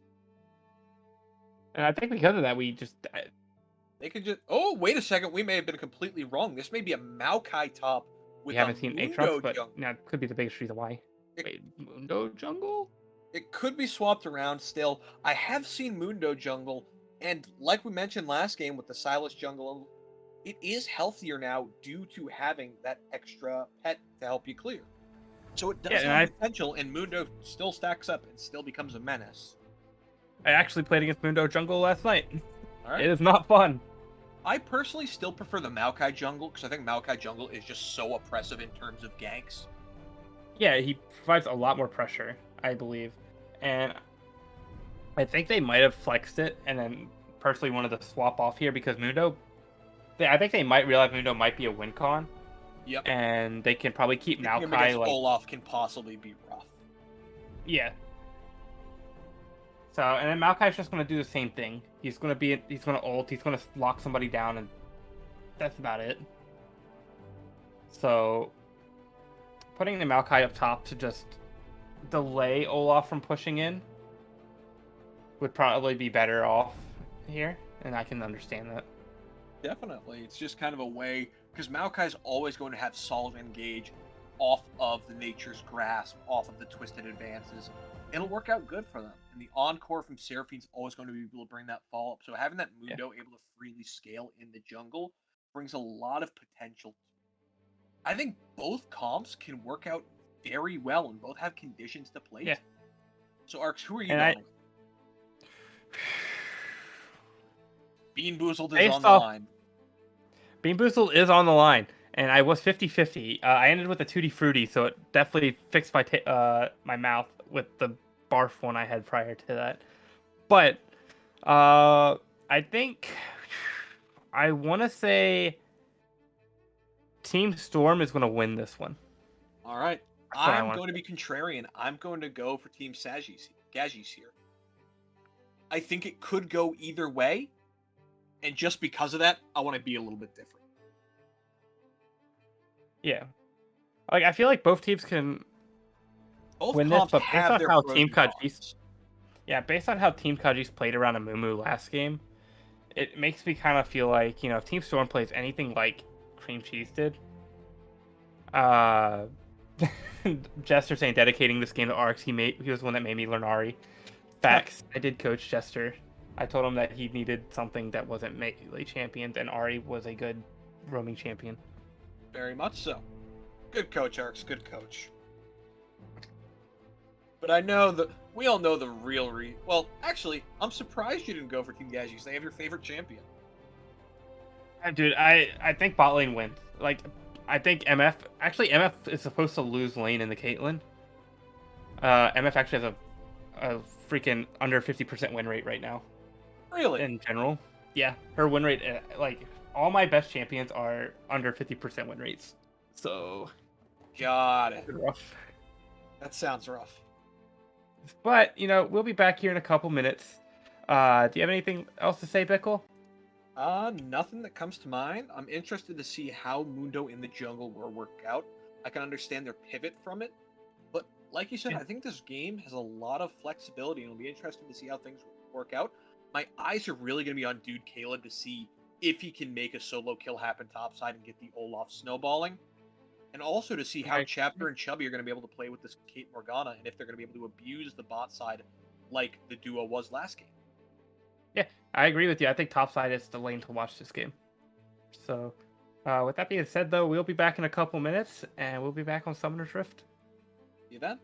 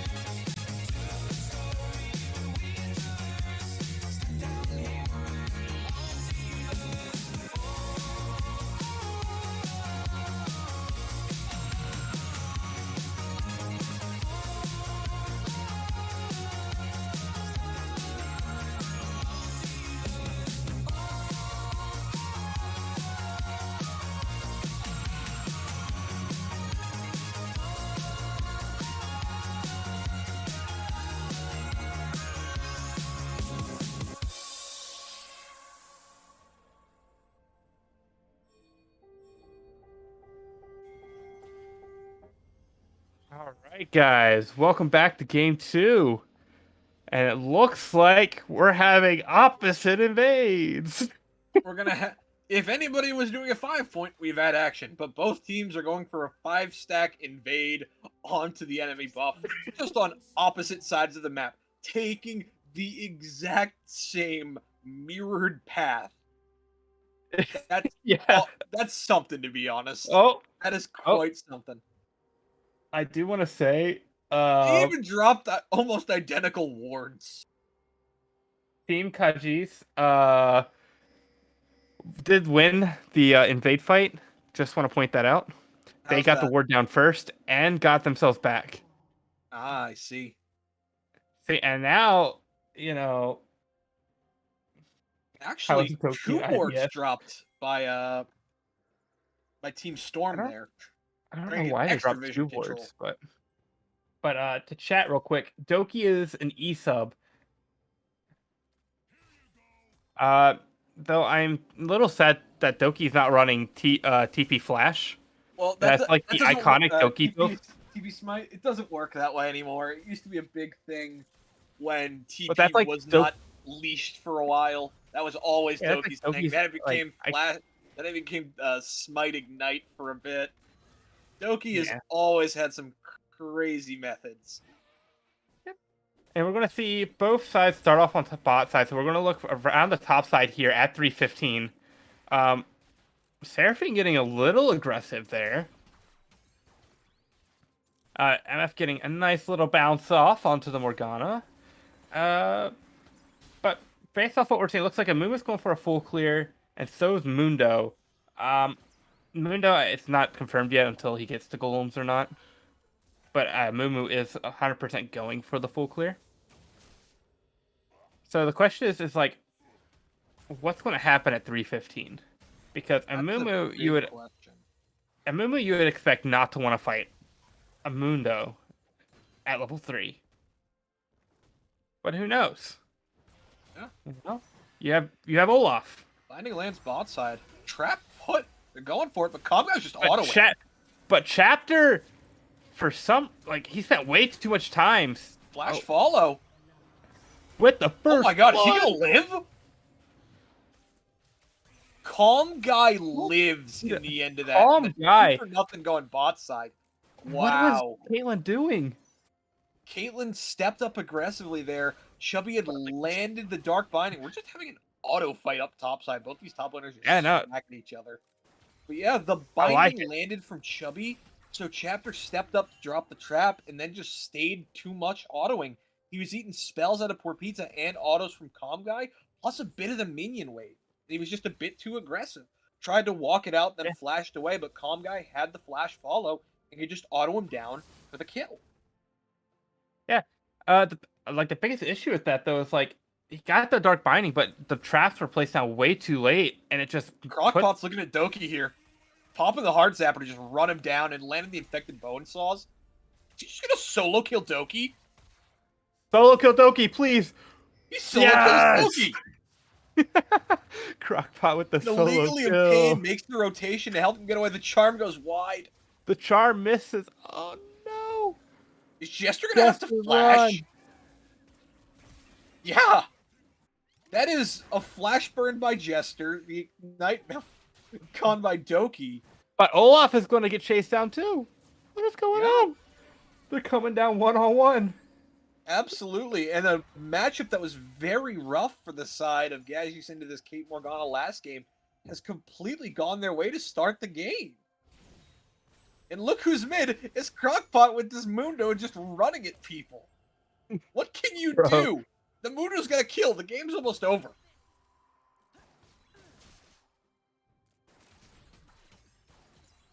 Yeah. Whew. Yeah. Wow. You know, Mundo got a kill already, which is huge for the side of Team Jeesh right now. Crockpot has to feel good about that. Absolutely. Now, MF is going to get it, and it looks like MF couldn't afford the Noon Quiver yet, but we'll get there soon. Absolutely. Has the double longsword dagger, so very close to it. We see Mundo has picked up the Giant's belt, so that's likely going to be turning into that Heart Steel. But The CS lead for Calm Guy. He has to be really happy about this, especially with the early kill. Yeah. And the refillable potion. Oh, Look who's bot Crockpot side. showing. The root! The root gets hit on Caitlyn. Caitlyn's not going to be able to get out. Another kill to Calm Guy on a chapter. Chubby having to back out. Chubby just a bit late on that black shield. Does not get on chapter in time. So the double beat drop out of Seraphine gets the root. Which means he is caught and just run down by Crockpot and Calm Guy. Ooh. So what we thought was going to be like a somewhat even game, and Oh, hold on. Caleb, really, you did something nice. Caleb's the hope and joy right now for Team Storm in this early If game. you are Caleb, do you start to feel the pressure? Saying, I need to make Yes. something happen? Yes, and he is level 6, so there is a chance. First And he has dragon is Ghost. going to go to the side of Team Kajis, so Ari, let's be slightly careful. She might have to ult out of this. Nope. It manages to dodge the infected bone saw, or Yeah. in this case, an infected dumbbell. We are having Doki show up though, but Doki's not going to gank. Doki's going to run to the river. He gets pinged. They see Doki, he just walks away, possibly looking at heading back into his own jungle. Maybe heading I mid just saw a free gank in top lane and watched Doki just walk away from it. Caleb looking at it, lands the undertow, pops the ghost, he's running at What? him. Oh, Caleb's going after it. The flash coming out from our boy. Caleb made the decision there. He had the option to keep trying to run down Adarasta there. Instead, decided to try and get the step to the side to pick up his undertow to get the extra slow. But unfortunately, the flash away gets Adarasta enough space that they can just get clear of Caleb and not be threatened by the rundown. Now, Caleb is owning a huge CS lead right now. You know, we look at bot lane. MF does have a 20 CS lead, which should never happen if you're playing Caitlyn. Jester may be Now, in trouble Jester- here. He's fighting illegally Jester obtained. has but all in he comes gets out. Crockpot. Yeah, Yep. he just gets Has to out. pop the Spirit Rush. Even then, still chunked. Yeah, still chunked. But like if you're the side of Team Storm right now, like if you're like Jester, what side of the map are you wanting to put pressure on right now? Because like you have Olaf who's ahead. And like if you can understand that Olaf is your win con right now, you're gonna want to make a dive here soon on this Maokai. Crockpot just smacking Doki. Curse of the Sad Mummy comes in and Caleb's looking There's for this the had money kills. from, but the charm comes up on Vigar. Ari, Caleb and Jester both getting a kill for the price of Doki. Kind of worth. Absolutely. 2 for Kinda 1, worth. down gold. You take that. Worth. Very nice. And again, we wonder if it's going to be a theme, but Curse of the Sad Mummy, Calm Guy, though, flashing to just chase him down. Flash is being swapped out on the bot side, which honestly not worth. If you're MF, you would rather just waste your ult there and make Caitlyn either have to flash out or possibly just die to the ult. Would be the better play.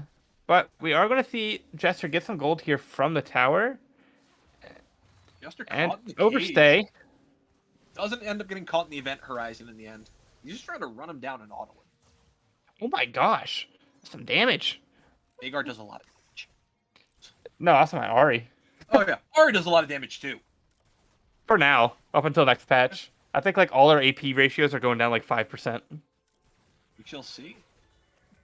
Now, the Calm Guy getting a nice chunk of plates, about to get his third plate down here. Which is a very nice chunk of gold. Jester getting absolutely chunked. Oh yeah, that's a chunk. So Oh, look at that bounce. Jester getting lucky though because he didn't. Vigar did not wait to ult until after the W hit. He ulted before the W hit, so the damage was slightly less and allowed Jester to live. Absolutely. Meanwhile, topside, Doki is looking at this Herald, but it is warded out. We'll have to see if any rotations come in. We see Crockpot is on the bottom side of the map, but he is beelining up through this river right now. Yep, they're pinging it out that that's what they're going to go for, as they know Doki is on it right now. So that means this 2v2 bot side is going to stay at 2v2 for a while. Vagar has first roam as mid lane prio has been gained. That forces Doki off of the objective, crucially. But it looks like there may be a fight coming. Now Ari's not coming up. They're looking to fight this. Oh. Ari's just going to take it, but the bot Look side's who's moving coming up. in the bot lane, though. Calm Guy and Jester's not Porpita the are both roaming. They want this Herald bad. But look who's coming in. Curse of the Sad Mummy. Oh, that's huge! Doki with a huge play. Okay. Absolute well played. Doki coming in clutch, but look who's on the Arm flank. should be coming up. Yeah. Jester getting Calm 2 Guy. kills here. Bullet time not hitting much. Oh my gosh, Jester's cracked. That's an ace. Oh my gosh. That's an ace 11 minutes into this game. That was a 4v5. Yeah. Chapter Jester not even gets there, but 4 Jester kills. plays it so well. Doki gets a phenomenal engage off of Curse of the Sad Mummy onto Crockpot and illegally obtained, and him and Caleb were able to burst down illegally obtained. Jester then Oh no, is able to Doki make dies the roll up. rift. You know what, Doki? We're gonna pretend we didn't see that. For just nothing Rift, happened, Doki. rift 1, Nothing Doki 0. Absolutely, it happens. But that was a great team fight for Team Storm. And Jester is now massive. 5-0-1 on this Ari. He's going to be the carry threat of this team. Yeah, and he does go Leandries, which is really smart because you are going into the Mundo and Maokai. So they are going to have some sort of AP damage onto them. Now we are going to see Misfortune and Seraphine get another plate here in the bot side. Porpita this time actually giving the ADC all the gold instead of standing near the tower. Absolutely. So you know what? You can have the money. I don't need it. And we see Kraken Slayer picked up by the Misfortune. Yeah. Caitlyn right now sitting on that Noon Quiver pickaxe and a Crit Cloak. So possibly either the Gale Hopefully Force Kraken. or the Kraken. Hopefully Kraken.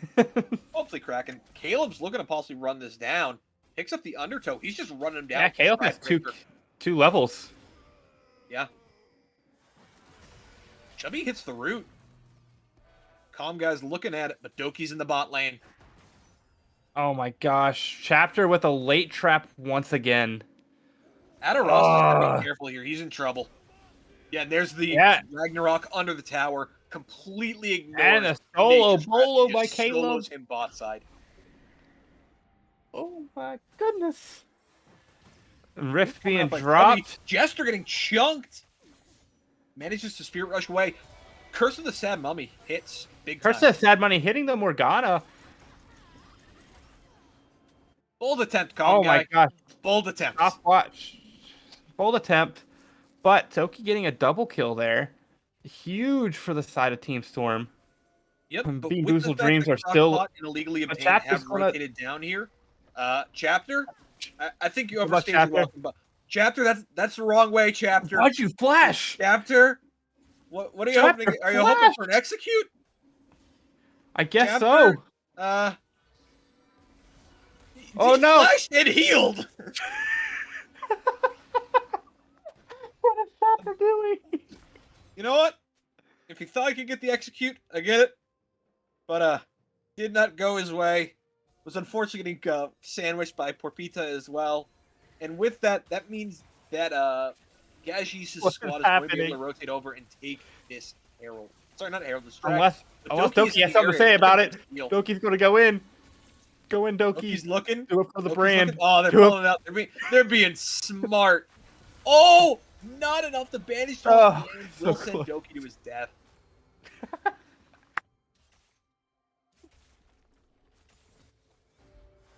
Doki did it for the brand.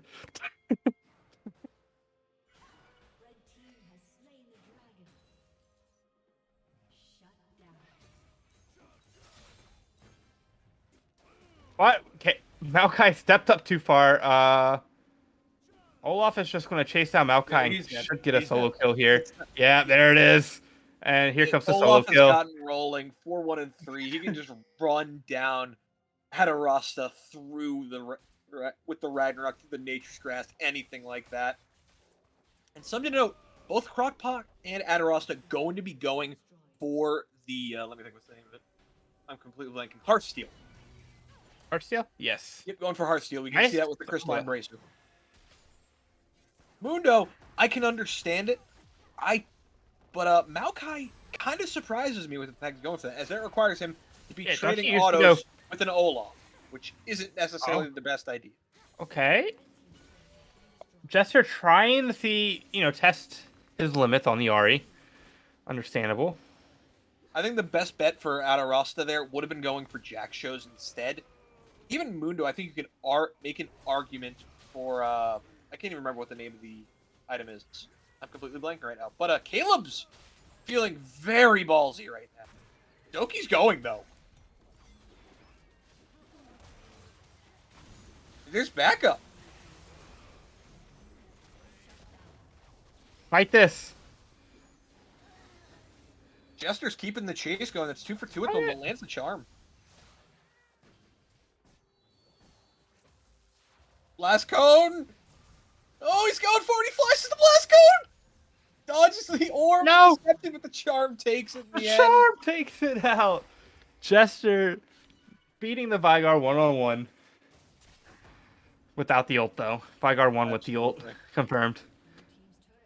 Yeah, but personally, I actually really like Radiant Virtue on Mundo. I think it's a really overlooked item. Everybody's been so hyped about Heartsteel and Jack shows. I think Radiant Virtue is such a strong item for him. I hate everything on Mundo, personally. Do you hate everything on Mundo, or do you hate Mundo?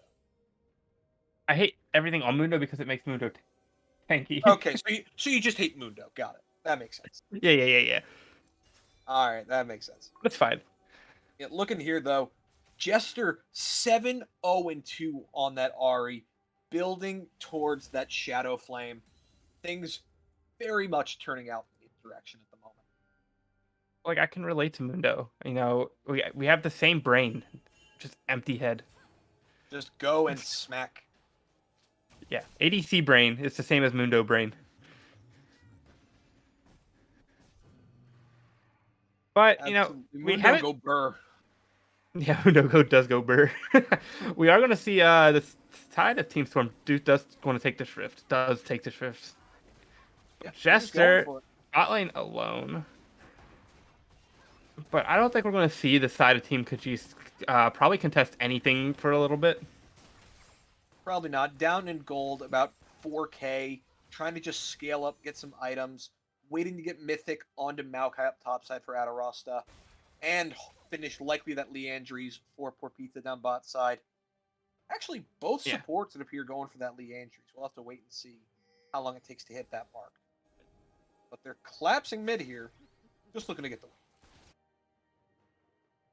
Oh no, Adarasta. Oh no, Maokai, no! Oh, lands the binding! Lands the tether! Flashes and escapes. And burns the ulti, but the cavalry's coming! The cavalry is on its way! Not anymore. Never mind. Uh-oh. Red side's coming up. Red side's coming up. Are we going to see a fight? Loki wants these Krugs. Let's go. Come on, Crockpot. Go for it. And smites the Krug. You want to fight. You want to fight. Go for it. Nah, he just wanted his Krugs. He got that, so he's happy. Yeah. Caitlyn is getting some solo farm, though. It's going to help her out just a little bit. Absolutely. We see Caitlyn pick up that Kersh's Shard, going to be going towards the Rapid Fire Cannon, most likely. Technically, it's possible that it's also a Storm Razor, but I think a Rapid Fire is much more likely for her. Alongside that, we see Miss Fortune with the Serrated Dirk, and that pickaxe will be heading towards a Collector second. You know what item I just thought about that I don't see built anymore? What's that? Serpent's Fang. That is true. It was great when it was a lot of lethality for cheap. Then they nerfed it and introduced Shadow Flame, an item that's just art that's pen based off. Arguably better. Yeah, just for AP mages, and it's like, well, never mind. Plus, shielding isn't as impressive. It's a lot more. We got everyone set up. We got the TP coming in from Maokai. TP coming in. This is Dragon Fight. Here it comes. Caleb Here it in comes. the middle of 3. Caleb. Big charm. Big bullet time. Big charm. Big bullet time. But Sad the mommy? spirit mommy. But it doesn't matter because Chester's going in. But I'd like to point out that while this has been going on, Caleb has been successfully 1v3ing the Mundo, Yeah. the Maokai, and I believe the Vagar, all at the same time. yeah, And guess who's alive and who isn't? That's right. The Olaf won that fight. I think Caleb is taken over. As yeah, has Jester. well, yeah. I mean, the sad thing is though, like all your damage is currently on MF, and MF does go collector, which is smart because you do want to get rid of this Ari, you do want to get rid of Caitlyn, and hope that the rest of your team can lock down Olaf and delay Olaf. But Absolutely. if I was The game MF, that I looked would. like it could be going well at the start for Team Gazis. Storm Squad has really started to take this over. Oh yeah. And MF is still a bright side for Team Gajis. 631, 162 CS at 21 minutes. Working towards that Infinity Edge. Yeah, and slightly confused. I would prefer LDR in IE just because the Olaf's fed and you have a Mumu right there as well.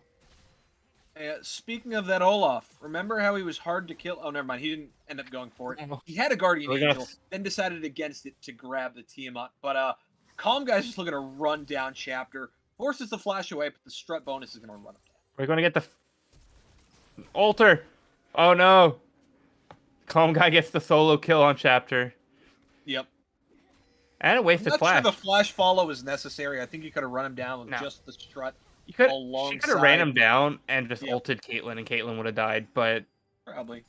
But he wants to save it. As Doki and Caleb decide, we're just going to do Baron, the two of us. Why not? yeah, And in all honesty, I don't think Gazis' Why not? squad has any idea. they don't. Because in all honesty, I wouldn't. Like, what on earth is telling you, hey, they might be doing Baron right now? You see two of them, and their 80 carries dead. What Yeah. about that screams But- Baron? The only thing that screams Caleb- Baron is, hi, I'm Caleb, I go Burr. And yeah, it's just Oh. gone. I mean, Doki, don't die, Doki? Doki. Are we about to get Doki's second death to an objective? Doki won, objectives won.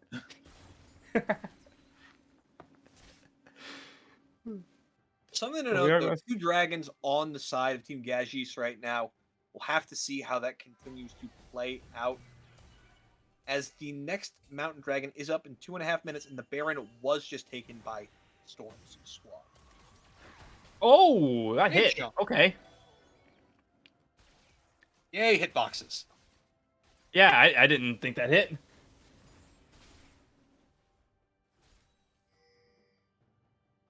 All right, we're gonna see this mid push here. We're gonna see Caleb pushing top and Jester pushing bot lane. We have Doki trapped in a cage, and wonder if Doki Something to noticed note this. out of Doki, he's actually gone for the Evan Trad build, which you tend to see more on that support Amumu who doesn't have as strong a gold income, instead opting for it here just to have the bonus damage applied for his teammates. Charm coming in, not going to hit anything. Oh. Now, Arcs, I got a question for you. Right now, Team Gajis is a bit far behind. What's your game plan if you're them right now? Actually, Far. I'd have you talk more, but it seems like action's happening. Yeah, no, action's coming. Spirit Mummy coming, and Doki's gonna get a double kill in the Mundo bot. go middle. burr! Mundo's going burr. Doki go by. Wait, Wait. Doki That's go so- by. That's just having to escape down bot side. That was a two for two. Was it 2 Oh, for no, 2? I 2 think it for was a 1. 2 for 1. 2 for 1. I don't know. I thought someone else died. Only Seraphine Nope, died. 2 for 1. Yeah. So, for now, Team Griddy's fighting back, taking away some of these Baron buffs. Yeah. So, like I was asking, what would your play be here if your Team Gajis so far behind? Wait for mistakes. Try to delay as much as you can from this Olaf. Fair enough. Who do you I match don't with the think- Olaf? Do you keep it as the Maokai, or do you rotate somebody else up there? You don't have a choice. You either take Olaf off and then rotate as a team across the map, or you let Olaf push and then team fight, because I think the side of Team Khajiit can win these team fights without Olaf there. Something to note, Calm Guy has finished that Infinity Edge, hits that big 3-item spike. That bullet time is going to be ripping through if he can get a full channel of it. Crockpot, though, look at him just run Chapter down. That's so sad. Arch, no. does this make you cry as an 80 carry, Goodbye. man? Yes. But he gets out. All it took was 3 of his teammates showing up, and he can escape the single Mundo. It was so sad. It Caitlyn only wasted cost him heal his and everything. heal, his net, a majority of his HP. But it looks like we're going to have a dragon fight here. We're gonna have a Olaf fight. has the prior rotation. It is They both have TPing in. TP. Here comes the Olaf TP. Here comes the missed Look encore. at that curse of the sad mummy. Three-man Spirit of the Mummy. The completely missed bullet time. And the fight's over everyone on the before side. Atarosta can even TP. So They decided to walk Oh, out. So what I saw was here's my outlook on what just happened. We see Team Khajiit come through mid lane, wanting to fight for this dragon, and then they proceeded to miss every single skill shot and ability possible. And again, Doki lands a big Curse of the Sad Mummy. Curse of the Sad Mummy has been like the bane of Team Gaseous this entire night so far. Yeah. All right. We're going to see this bot push up. They're probably going to take this tower, or should take this tower anyways. Like, in all honesty, the funniest thing Goodbye. happened. Goodbye, I look at Seraphine. this game and say, okay, I expect Chet. Oh, hold on, never mind. We got a bigger fight coming in. Oh, we got the Explosion. return. Okay, Misfortune is massive. She just got so many shutdowns. What is happening? Misfortune just got so much money there. She's really important to this fight, to this game. She is the way that Team Gaseous has a chance. What I was saying, though, earlier, is I almost find it funny. If you look at it, you think Chapter Chubby with this with this Caitlyn Morgana, going to be looked to be really lane dominant. Dude, Caleb on this Olaf, also going to be really strong laner. You'd expect that team to kind of be strong in the laning phase. But no, they fell behind. And then you look at, okay, this big beefy front line with 2 massive team fighting ultimates in Calm Guy and Porpita with the bullet time and the encore. But suddenly, their team fighting falls behind. It's almost like the team that should be winning team fights won lane, but the team that won lane was supposed to win team fights. And it's going the complete opposite way you'd expect. Yeah. And Team Storm, who could have taken the tower just now, focused to kill Seraphine under tower, and then proceeded to just get turned on. And now instead of like 8,000, we're at like 6,000 gold, something like that. Yeah. So a lot of vision word pings coming up. Yep. How do you like that addition, by the way? The fact that when you ping a ward that's placed, it shows up on your map, like it shows up for everyone. It's until very useful, but I think it almost gives too much control over it. Understandable. But that's just me being a support main. But are we going to see Doki walk into a trap? No. Does not seem that way. Something I gotta Yeah, ask I you. wish- Misfortune, 4th item goes for Mortal Reminder. Thoughts on it? Why? I'll I hate take that as a no. Wait. No. Why is MF not going LDR? Why is MF not going Guardian Angel? Or Bloodthirster? That's a good Like question. those Doki's running into or a trap even Maul. now. Even Maul would have been better. But for the side of team, there's no reason why. Like the only MF should not have heal cut. It should be Seraphine. It should be Mundo. It should be Maokai. I very much agree with you. We shouldn't be seeing Mortal Reminder. What we should really see is Chemtech Putrefier. I think that item is the best Grievous Wounds item. Oh there my. is. It does such a good job, especially on Seraphine. Chapter just lost half his HP. And we are seeing the LDR coming out as the last item for fifth item for MF. Soon after she finishes it. She has like the majority of it. Absolutely. And looks like the siege is just going on as they split 3 top and 2 bot. Crockpot's just looking to try and run down Caleb. Encore comes out. Encore comes out, hits the Doki. Olaf. Doki just hits a 4-man thing, but like they can do nothing with it. But MF is going to hit somebody, not MF, Caitlyn. Honestly, something I would have liked to see. Especially even like I have an issue also with the side of Team Storm. You have Ari as the one building heel cut. Why is it not Morgana or You Amumu? ask a lot of good questions that I do not have an answer to. And someone to look So at like right now, 9, 3, and 7 has the Stride Breaker alongside the Ravenous Hydra, the Mob Malmortius, and the Death Stance.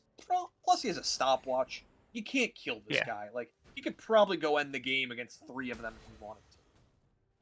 yeah, but we are going to keep this game. This game is going to stay close for a while because Ari did build Morello's and then is now building Zonia's, which is now just pushing her power back when she's not even buying Death Cap yet.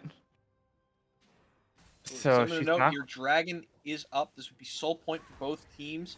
Caleb is not here. He is just free split pushing topside. Does have TP to join the team, which he is popping now. That's a fast Olaf!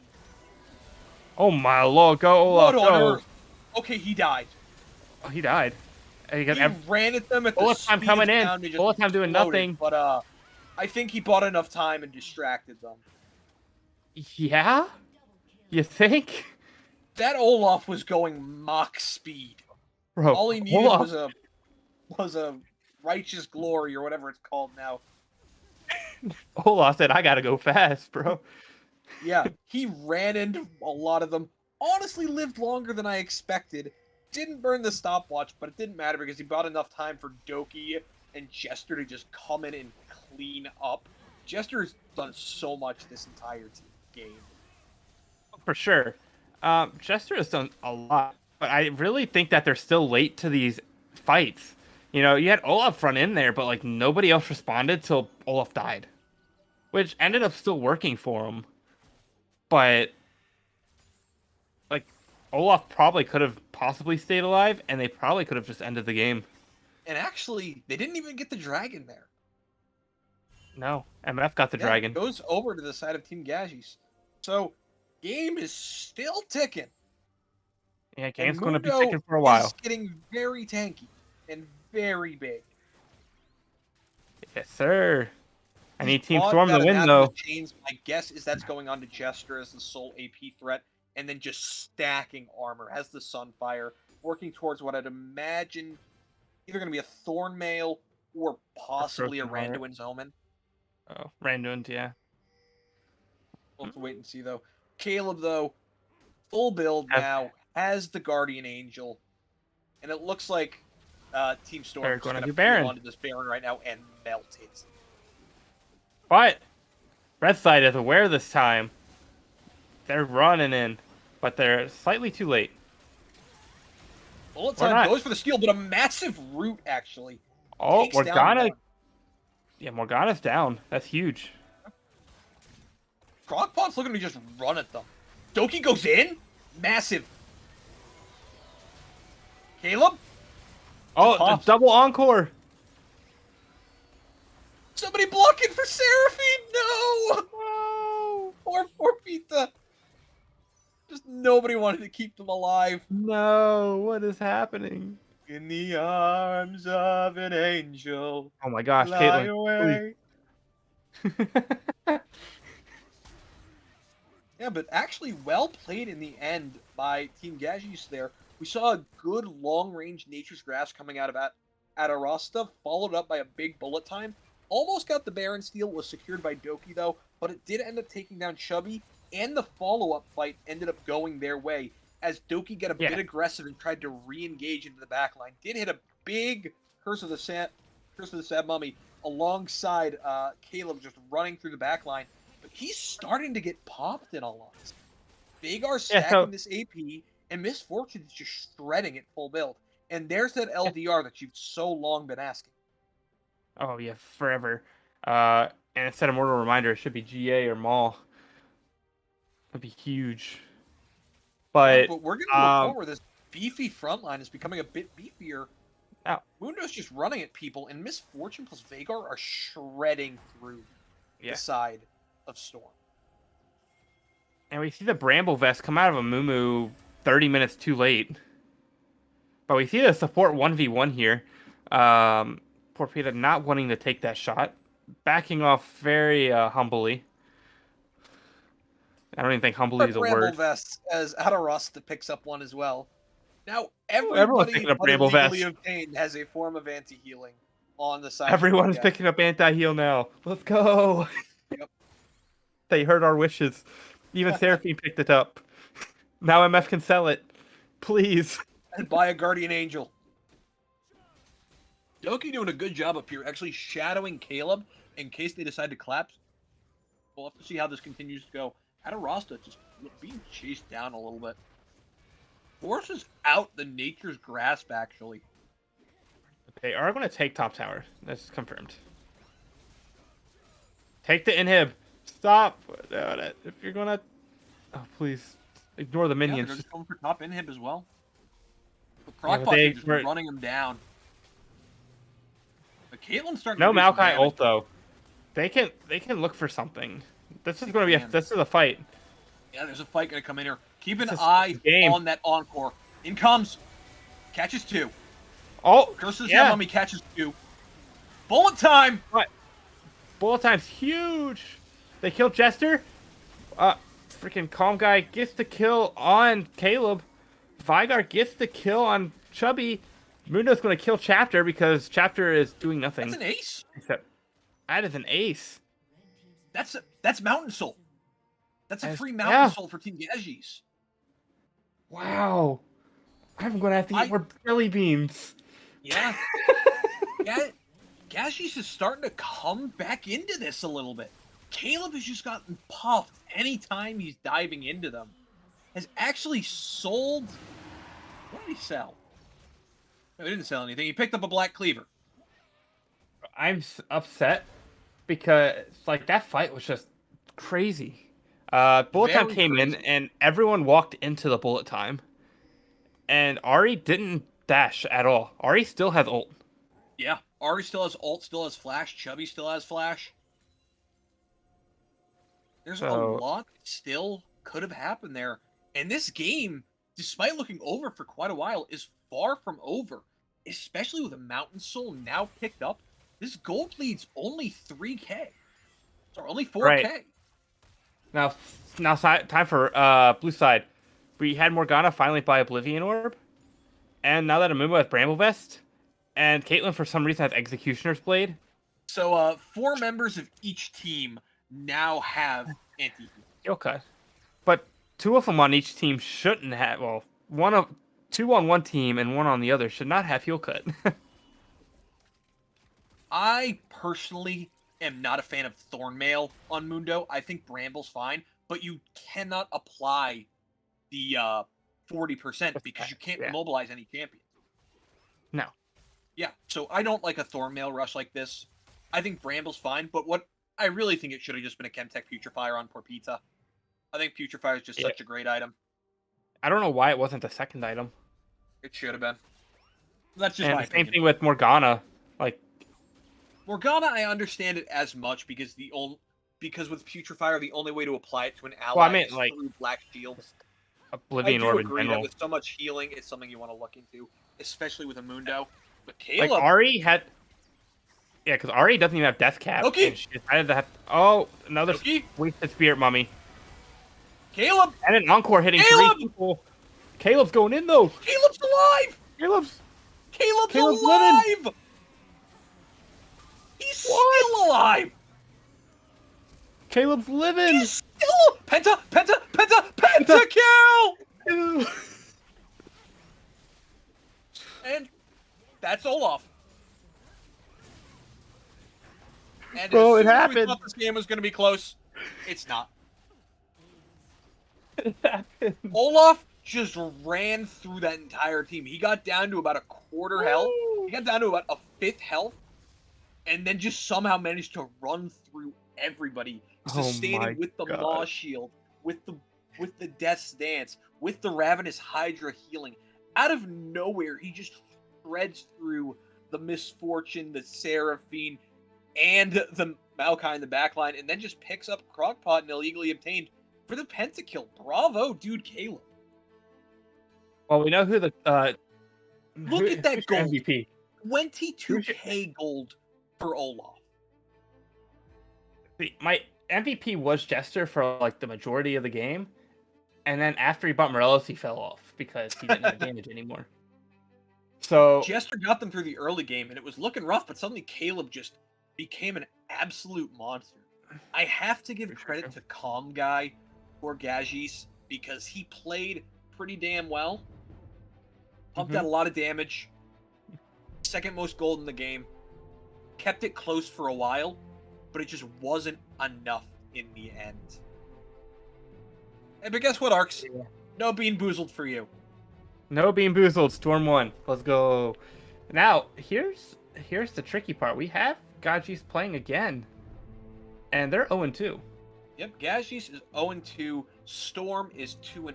Let me see if I can get the results of the previous game that just occurred between Toxin and the other team.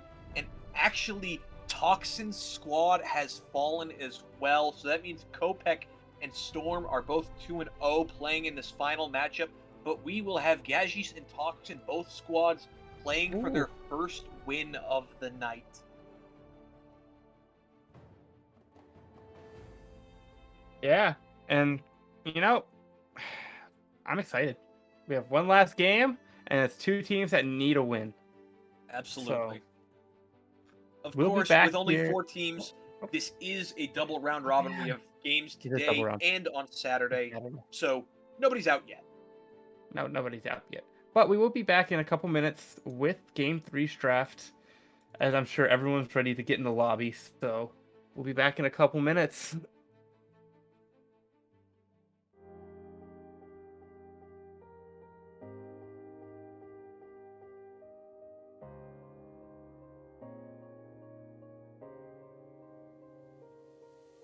Moment, all it takes is a moment.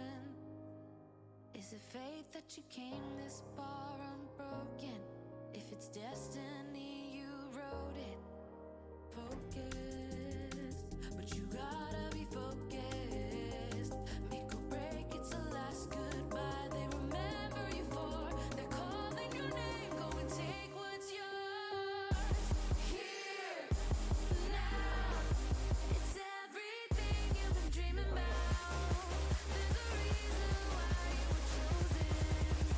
This is your moment.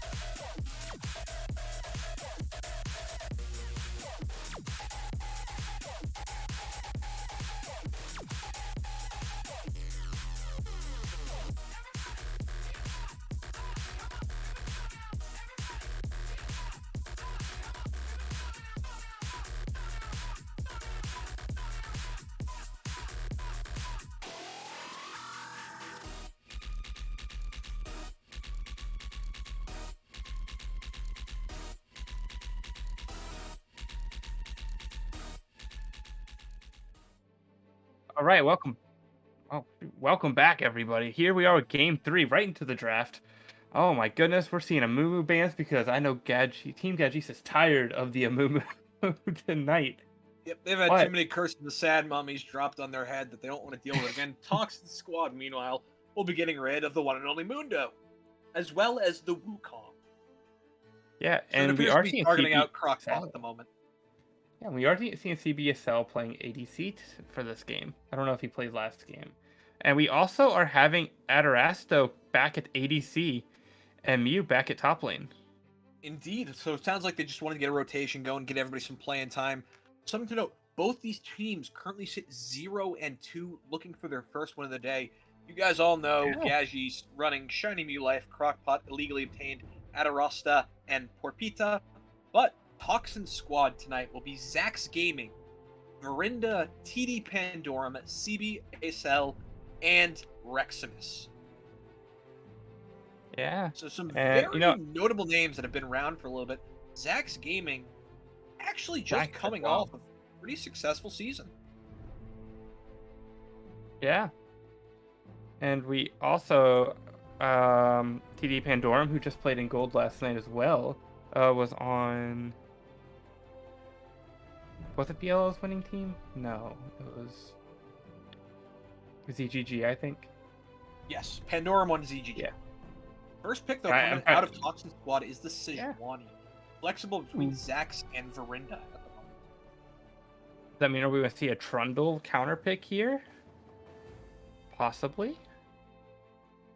No, we'll see the Caitlyn. But we are going to see the Caitlyn again. Well, This time, though, picked up by Team Gajis on their own fruition. I'm going to see Seraphine too. Here it comes. Are they going to take the Morgana this There time? it Nope, goes. it's the Seraphine. Nope. IBS loves their Seraphine. Like I'm gonna be honest, though, the Seraphine hasn't been performing well tonight. By No, it any has not, team that but used it. it is always going to be here. Yes, it's gonna be here. Misfortune coming Misfortune. in from Acel. Misfortune Braum. I think Acel bought it just because I'm casting. I'm pretty sure. Just wants to put on a show for you. Yeah. He has points for me already. They have a good bot lane though. Braum very strong against the Seraphine Caitlyn. It's going to be able to block the Seraphine Encore as well. So that will be really interesting to see how that factors into the game. For the third pick, we are probably going to see jungle here. I'd imagine this is a jungle. Yeah. Because that Sejuani is flexible. I think it may go to Verinda, though it Victor. could go to Zax. Victor, We're taking the Victor take from away Pandorum. from Pandorum, but also locked in for illegally obtained. So that means they're going to have to ban out mid lane and top lane. Or jungle, even. Try to, if they want to make this jungler focus his way into Sejuani, but I do want to see the Kassadin ban. If anything. Absolutely. Pandorum will absolutely don't- play it if you leave it up there. Yeah. There's Renekton and Jarvan Man, so targeting jungles as well as top laners at the moment. But Gazi they banned needs the that top top lane. jungle at the moment, whereas Toxin Squad still needs that mid laner and possibly the very top or jungle. But as you mentioned, Kassadin has been There's left the Trundle open. ban. So targeting even more junglers. Yep. That possibly says to me they're looking at the Sejuani in the jungle, that they want to go in that direction. Yeah, for sure. And they banned the Jarvan, which is really smart. Keeps MF able to bullet time for free. Like creditreport.com, baby. But Right. We got locked in. we got We got nothing. not a dang thing. We're going to get word on what that was. We'll let you know as soon as we hear. Echo. That is an echo. Echo. That is That is an echo. So that is the jungle echo coming in for Crockpot. Right. Toxin, pick something, please. Oxen now up to bat. Yeah, It is Kench. Tom Kench coming in for the top lane, sending that Sejuani jungle. We got one more pick coming in. This one's for Pandorum. We'll have to wait and see And- what it is. I think we're on the right track. I think Cassidy would Cast fit very it nicely in. here. Got some Here comes nice buffs with Cassidy. the Roa changes, with the Sarah Ca- changes. Instead, it's the Karthus. We also saw him play this Oh. yesterday. But didn't they lose with it? No, they won with it. Oh, they won? Okay, cool. I believe they won. They did win. Yes, they came back and won. Now the question is, what is the final pick coming in for Team Gaji of the night? It is the Mordekaiser. Mordekaiser. It's gonna be Okay. Mordekaiser heading I in like the top that. lane. The one thing I will like say, that. this is a lot of AP. Yes, and that's actually the most AP Team Gaijus has had on their side this entire AP, like, 3 AP games. top, AP jungle, AP mid, AP support, and Caitlyn. Tom Kench and Sejuani are going to have a wonderful time. Yeah, they're relying on Aphrodis. Aphrodis? How do you pronounce this name again? The 80 carry? Yeah. You're Adorat. talking about Adarasta. Adarasta. Okay. Let's do this. I want to go to bed. Time to make this the longest game. Pandorum, if you make this the longest game, I will find a way to not let you play Saturday. Sounds about right. All right. So we are into the client draft now. So tell me, RX, looking at these drafts, what are you thinking? I think Toxin team wins. I'm right there with you. I like what Now- Toxin's team has better. Now, there is a chance Team Gadgies can win here. And you know, Mordekaiser has to ult MF and or Karthus. And then they have to blow up the other immediately afterwards. And then be able to have Caitlyn kite her way to everything in the world. And they ended draft boy. because someone picked the wrong champion. Wonderful. All right, he's back in. Started again. They banned They Sejuani. banned the champion they meant to pick. Actually, they pulled up the wrong draft because they banned Sejuani last game. Oh my goodness. This is crazy. We're going insane. Here come the proper bans, though. So we're both in agreement here. Toxin squad looks very nice with what they have here. Expect the Cell to make some good plays with this Misfortune bullet time. And I think Verinda's going to be all over the map with this Sejuani. And in all honesty, as we get later in the game, I don't know how Zax can die. Or Verinda. He's not going to die. Just stack MR and you're done. Yeah. I really like Victor has to pop off here, I think. It's really going to be on to see how things turn out. Interested to see Crockpot play the Echo. But I think the lane Crockpot's at to the point where he watch- wants to have a fun time. I think bot lane is the lane to watch this game. I'd agree with you again. So, once again, the Caitlyn Misfortune matchup. Let's see if it goes the same way last time with Misfortune pulling out an unlikely win. For sure. They might pull the unlikely win, but I am going with Team Toxin. I'm right there I with think you. Team Toxin will get their first win. I think SL is going to go like 20-0 with Misfortune because Misfortune's the best ADC. I heard it from a very biased one-trick MF player. I wonder who that could be. Yeah. Calm Guy really made me happy by going 16-3 last game. So I'm having very high expectations for SL. He made you happy going 16-3 and then losing the game? It doesn't matter, dude. He got the kill line. He KS'd everything. That's what matters. Yeah, I very much like what the side of Team Toxin has going on. They have varied threat potential in the Karthus Misfortune, a great beefy front line in that Tom, Sejuani, Braum. The Unbreakable being able to stop the Seraphine engage with the Encore can be massive if played right. So I'm really going to have my eyes on Rex in this. I am really hoping to see. And this is what I really want to see. Like, it's never going to come out, but I just want to see like a full AP Sejuani. Not a chance. Like, it's not a chance, but I want to see it. I know you want to see it, and I know it'd be fun, but not a chance. It'd be so much fun. Like, Sejuani could one-shot every single champion but Mordekaiser. In all honesty, yeah. You could do that with AP Tom Kench as well, though, which they did just buff.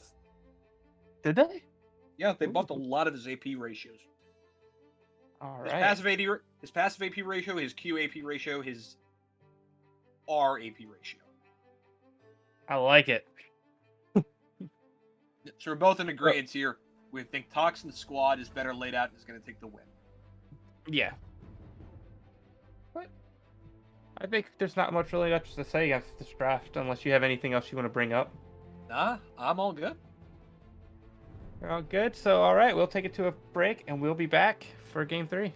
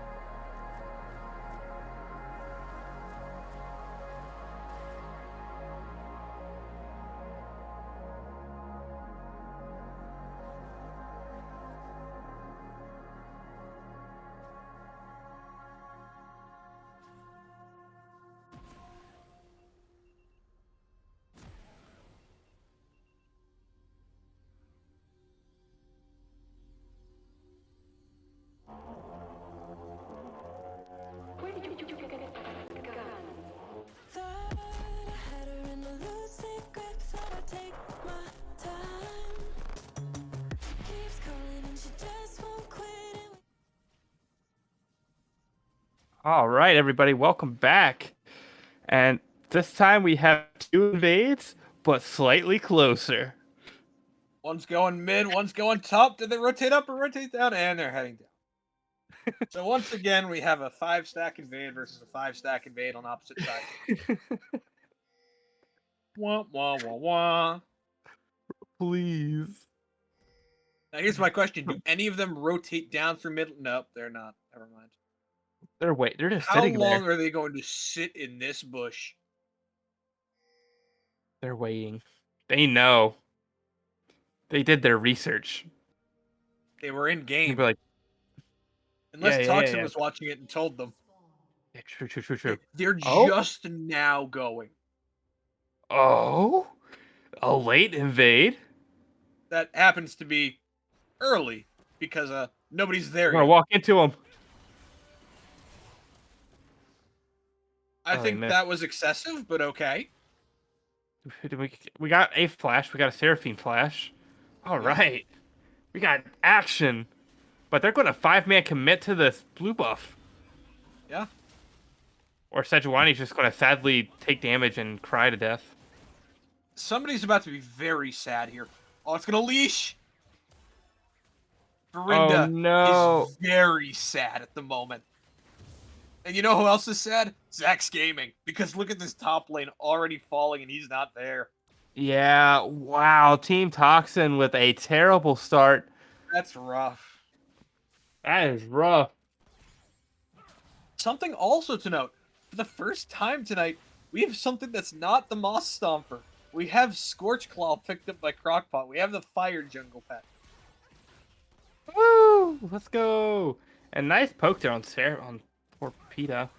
MF knows that MF defeats Seraphine pretty easily. Meanwhile, topside, Mew Life is just chunking away at Zax, who's just now able to touch the wave.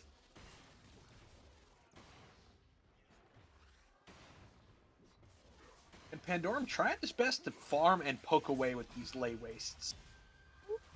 Mew going for some poke on Tom Catch. Didn't Mew also go against the Tom Catch game 1? No, he went against. Did he? I don't believe it was a Tom Kench off the top of my head. There's a Tom Catch game 1, right? Or was it game 2? I don't think either of them had a Tom Kench. Yeah, one of them did. I'll have to double Yeah, check. because no, Mew played it because of the Kaisa. That was the Kaisa game. Yeah. You're right. He did. Yep. You are entirely correct. You'd be an expert. Oh, Echo going for death. Crockpot? Crockpot? Are you okay, buddy? You want to talk about it? I see what you're going for. It's good attempts. The attempt, the attempt Didn't was work there. out. I think the spotlight is getting to him. Yeah. I think he's trying a little too hard. I think he's having I like fun. the attempt. Matters. Yeah, I hope he's having fun. Hopefully. Yeah. Already, you see CBSL getting himself pretty nicely ahead of the Caitlyn despite being on misfortune. And Yeah. really, it was a rough start. Team Toxin's already in a nice position again. Because once again, how is Adarasta going to be the only person to deal with this Tom Kench Sejuani brawl? Because they're You know not. what? You want to know what's worse? What? You know it's so bad. No, you want to know what's so bad about having such a great start in jungle? What's that? Oh, Giving Pandorum? giving up aggressive. your great start by giving the enemy jungler a kill. Oh, that's awful. That was a nice play. I saw the mid lane play. Yep. Echo couldn't get there fast enough. But we also had a great play here in bot lane. Misfortune going for some poke there. Torpedo's slowed? He's gonna be stunned. It's the kill. Oh, kill with the cell. Adarasta's tanking these minions.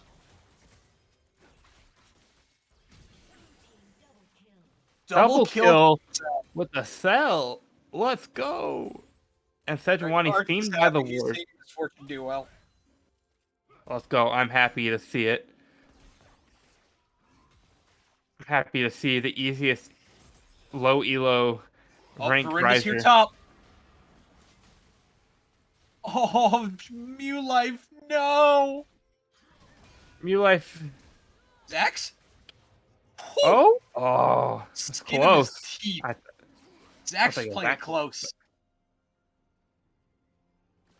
but we are having Echo. Do nothing. Is Echo Crockpot's going to tower dive hunting again? for Oh the no, Grump. no, no. That is not there. No, no tower dive. He's going for a topside invade. Unfortunately for him, there are no camps for him to grab. The Wolves are just now respawning. He's going to take the back.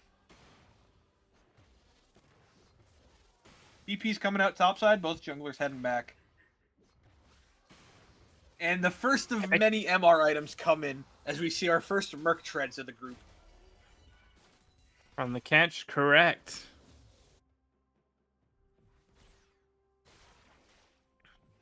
This is a very nice position for Toxin's squad to be in. Oh, for sure. They have a 2k gold lead here at 6 minutes. Most of that gold being in your bot lane, where at the moment, MF has 2 kills and almost 20 CS I as a think lead. Verinda wants to make it an even bigger lead. Yep. They're coming in. And the Requiem And the Karthus ult. doesn't even get the assist, though. Matter. Wait a second, topside the Devour? Oh, catch. Oh. Mew Solo Life goes Bolo. down. But can you really call it a solo Bolo when half the damage is done by the tower? Yes, you can. Good job, Zax. Ken. It's the only thing Ken can do well in lane, is bring you under your own death. But we are going to have this wave crash into the bot tower. Pando And Pando's getting stunned here, but is fine because Sejuani- once again Verinda's here to save the day. Oh, Where's the flash? but the wave? flash had to be used. Verinda, be careful. Oh, Crockpot's aggressive. He wants it. Stun? Permafrost. Winter's Wrath? Oh my gosh, Sejuani? Takes down Okay. obtained. I see you, Verinda. Sejuani. I see you. I see it. We have Smite ready too. They're going to go for Dragon. They're just going to get right onto this for free. Now we- So much CC available from this team between the Braum stuns off of the passive and the Winter's Bite, alongside Verinda's Permafrost and Glacial Prison. There's so much ice CC in this game. And look Toxin's team couldn't beat. Oh, Toxin's team is psyched. Look at this. There's already bounties on 3 of their members. Yeah, and they couldn't be more happier because when you think about it, with how behind this Caitlyn is, that's their only form of AD damage. Oh no, Zax, don't do it to him. Don't do this. Wait a second, Death Realm. Oh, the ult.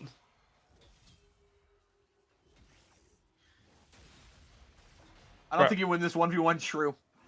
Mew Life. Oh, Jason. Oh, Crockpot's here though! half HP Crockpot coming in. Gets the kill. Comes in to save the day. Crockpot getting a kill there. Zach's telling Crockpot to go away.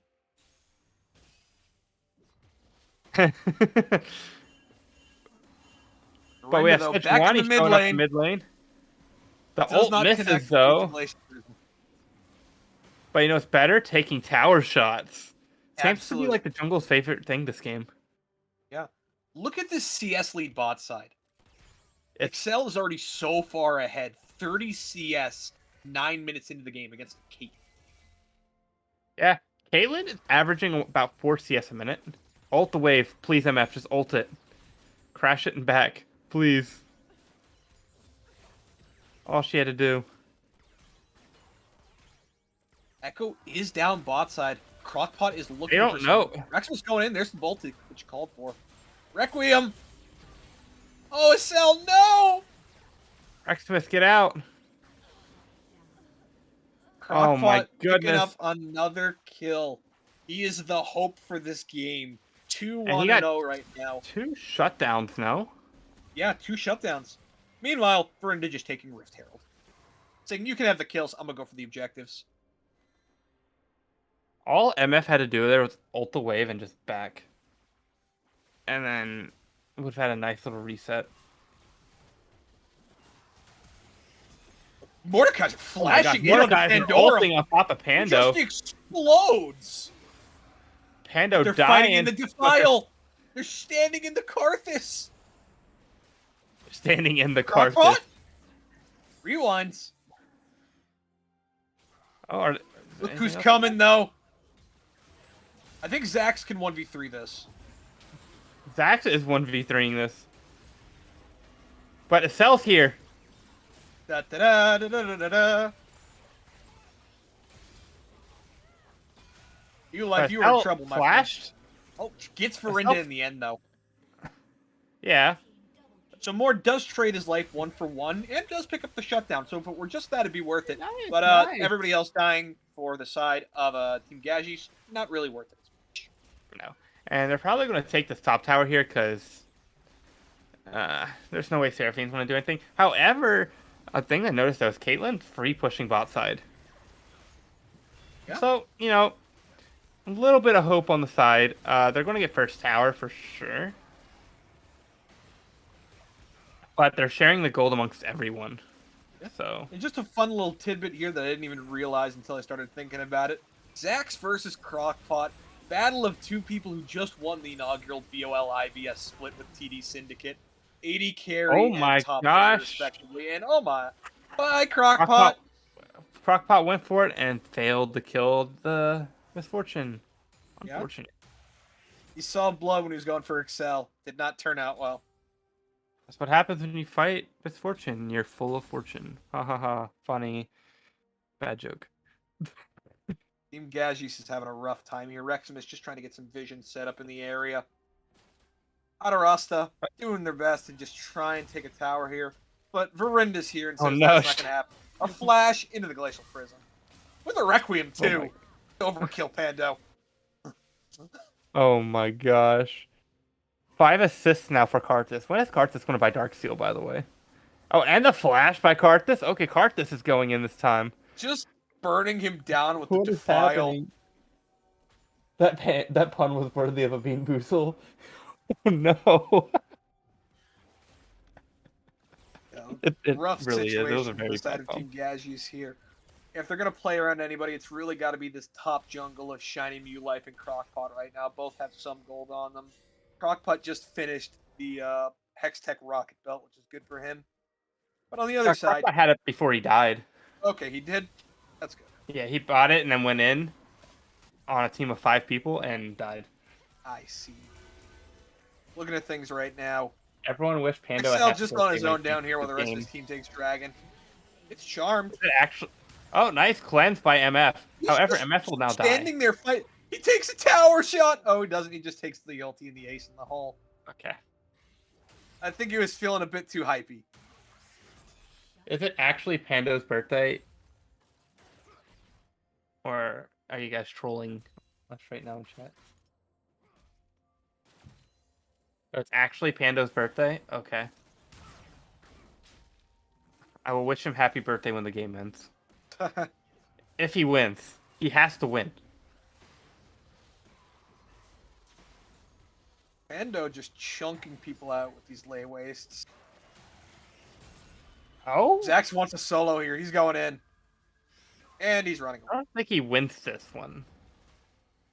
It's hard. He doesn't have a completed item plus the percentage max health of the Mordekaiser passive. Yeah.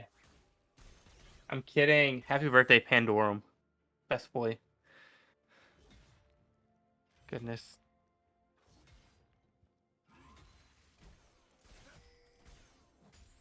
We all love Pandorum here.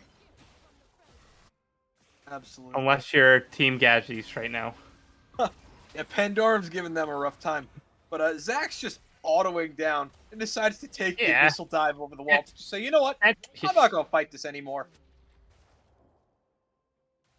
It's really the not benefit of having a champion. But Zax's going to go back in. I think he's going to look for these stacks to eat him. Oh, no. He ate him. But Crockpot's here as well. But everyone's here and Moose Verinda would die. Crock off the Heartsteel gets the kill. Oh my god. And they're chasing down Crockpot too. And bot side here almost gets a This is a double mugging. kill. Gonna have to report me to bully? Oh no. Tell me you didn't watch last season's IBS finals chat. Without telling me you haven't. Zax is apparently dancing on the grave of somebody right now. Oh no. And Durham heading back to farm mid lane. Meanwhile, Excel just doing his own thing and pushing him down.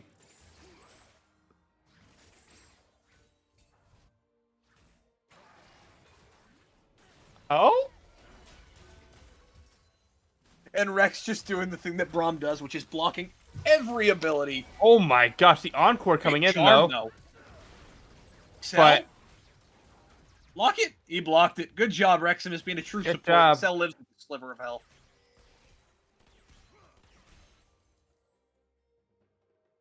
MF did have the flash though. That's something Yes, she she did did. do. I do think they should have just chased her. Like, I think they win that fight. Most likely.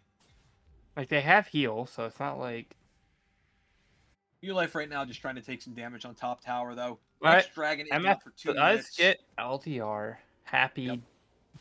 Happy days. arcs. Happy me. Just... You can actually get away without having LDR this game.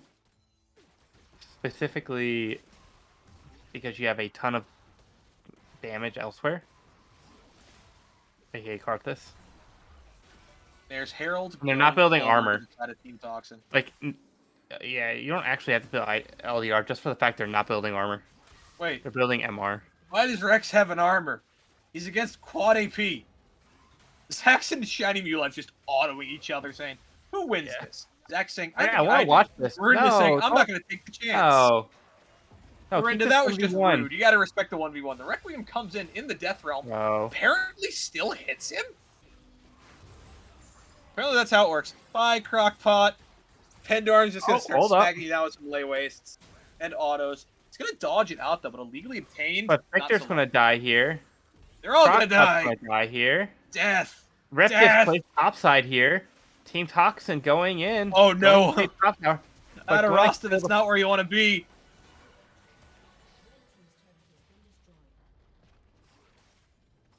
Crockpot wondering why Pandoran was in the bot side of his jungle when he was. But they aren't going to walk the Rift in. They're going to let the Rift do half of Caitlyn's HP bar before it dies. Oh my gosh. Dragon is up in 15 seconds, and they have a very quick and easy path over there. Along with this mid lane tier 1, which they're just going to take, no questions asked. Yep. And we got 2 minutes up until... We got a minute 40 up until Baron as well. So after this Dragon, I do realistically see this team setting up for a Baron fight immediately after they get this Dragon. Yep, looks like they're on it at this moment. Crockpot in the area could possibly go for a miracle heal. Not going to go for it, though, even if he does. No, he doesn't have the Chrono Break available. Yeah, Yep. there's a free Dragon going over. Free One away. Dragon. Uh-oh. Reset. Look for Baron. Let's see if that's what they do. Yeah. Right, they're coming in with a 7,000 gold lead. 7,000 now, I believe. No, yeah. Wait, brain can't do math. 7,000. Oh my gosh, 7,000. Cell does wants math. another red buff, even if it's not his. Cell needs to back away from that red buff. Now we are talking about the damage dealers on the side of each side. Now we're looking at Victor. Victor has less gold than Braum. Oh, no. Actually, not anymore, but a couple The fact seconds that it's ago. close is a problem. Caitlyn has less gold than everyone on the enemy team but Braum. Oof. The only person who has more gold... Actually, I lied. Nobody on their team has more gold than anyone not Braum. Ouch. That's So- a rough situation to be in. Honestly, if your team Toxin, you just start Baron on spawn here. Yeah. They can't come to you even if they want to. Crockpot has to go for your Miracle Steal if they even want to go for it. And they're Well, not... it's already I don't think gone. Crockpot's going to get there in time. It's just gone. Look who's coming over the wall, though. It's Zax. Oh my Oh my gosh, God. that's some damage. They're all coming over the wall. They want blood. Mew life? He tried to cleanse. Oh my gosh, that was big damage on MF. MF's gonna Oh, man, MF is not die. fine. The Obliterate was about to hit him, but the bullet time takes him down. Okay. All right. MF solo killing the Mordekaiser? I mean, he ulted who he needed to ult. Yeah, took away the big ultimate. The only issue is they're so far behind that you need to ult everybody. Yeah. Echo on Only the issue flank. is he No, didn't- Crockpot's looking for something. I'm not sure what he's looking for, though. Any way back into this game. Yeah, I mean, yeah, but you need to look for, like, Karthus or MF, not Sejuani or Kench. Not a champion that's building MR. Yeah, it's a rough situation to be in right now for the team of Gajis. Things are not going their way. We see Excel almost done with that I.e. Infinity Edge.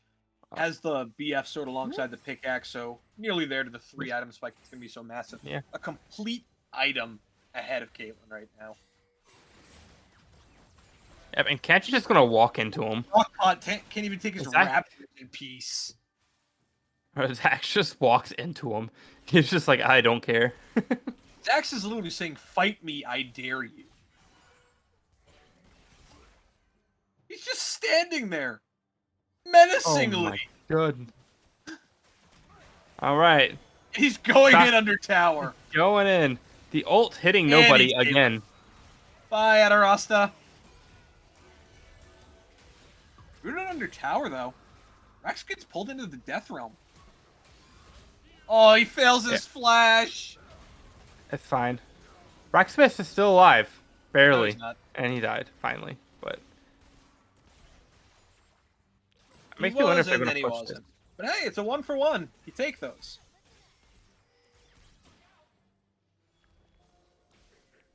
And Dragon 4-on-4. is up in a minute. That's the next big thing. Oh no, Crockpot, run! Encore, though. The encore. Bullet time. Bye, And it's gonna be a double Crockpot. kill. And can they kill Victor here? I don't think they need But they to. are going to get this bot tower, or they should get bot tower here. Yeah. Unless he does Now they're that. probably going to look for it. They're annoyed. Who's getting the kill on Victor? Probably Kench. Never mind. Arthas- Kench just doesn't care. Kench doesn't care. Kench wants the tower. Zax is like, hey, you guys do whatever you want. I'm just It going to looks take like this they tower. are going to push bot tower I here. mean, here's the thing. We should have seen this coming. This is the same Zax game that said, I don't care that I'm about to die to tower. I'm going to auto it in the IBS finals. And just died under tower. Heck yeah. Pandora getting hit a little bit by Echo, but able to get out for free. Everyone's just going to back out, reset, look to make one final push, I think, to end this game. Oh, Pandora. Unless being Pandorum caught by dies here. Crockpot. He's alive! Flash devour by Zax. You see, if that were me, I would have flash devoured him and then ran into the enemy. Okay, guys, let's all back and reset. Zax is going in. Zax wants blood. Oh my they're gosh, the getting damage blood. from Kench. Yeah. It's insane. Catches Crockpot too. It's the end of him. Oh no, this game's over. They're just gonna back and get Soul here, but oh my gosh. And they're just taking a free Wave the cloud white pull here. flag. That's a rough game going on for them right now.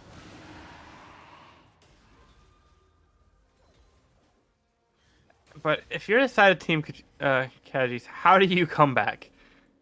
In what world can you come back? Hope for the best and pray. I'd say they start with stealing Baron. You're gonna need more than that. Elder. The answer is Elder. Yeah. Elder The and answer is Baron. always Like, Elder. That is now on the map, which is a big thing. That is in 5.5 minutes. That's got to be where their focus is. Okay, let's just scale up and survive. Try and win a fight on Elder or steal Elder because Elder can really change the game. For Pizza, though, trying to run is going to escape. Good for them. I'm gonna go on a whim and say the game doesn't last another 5 minutes. You sure? What makes you think that? 3-man charm. That does nothing. Is it the fact that that 3-man charm doesn't do a damn thing?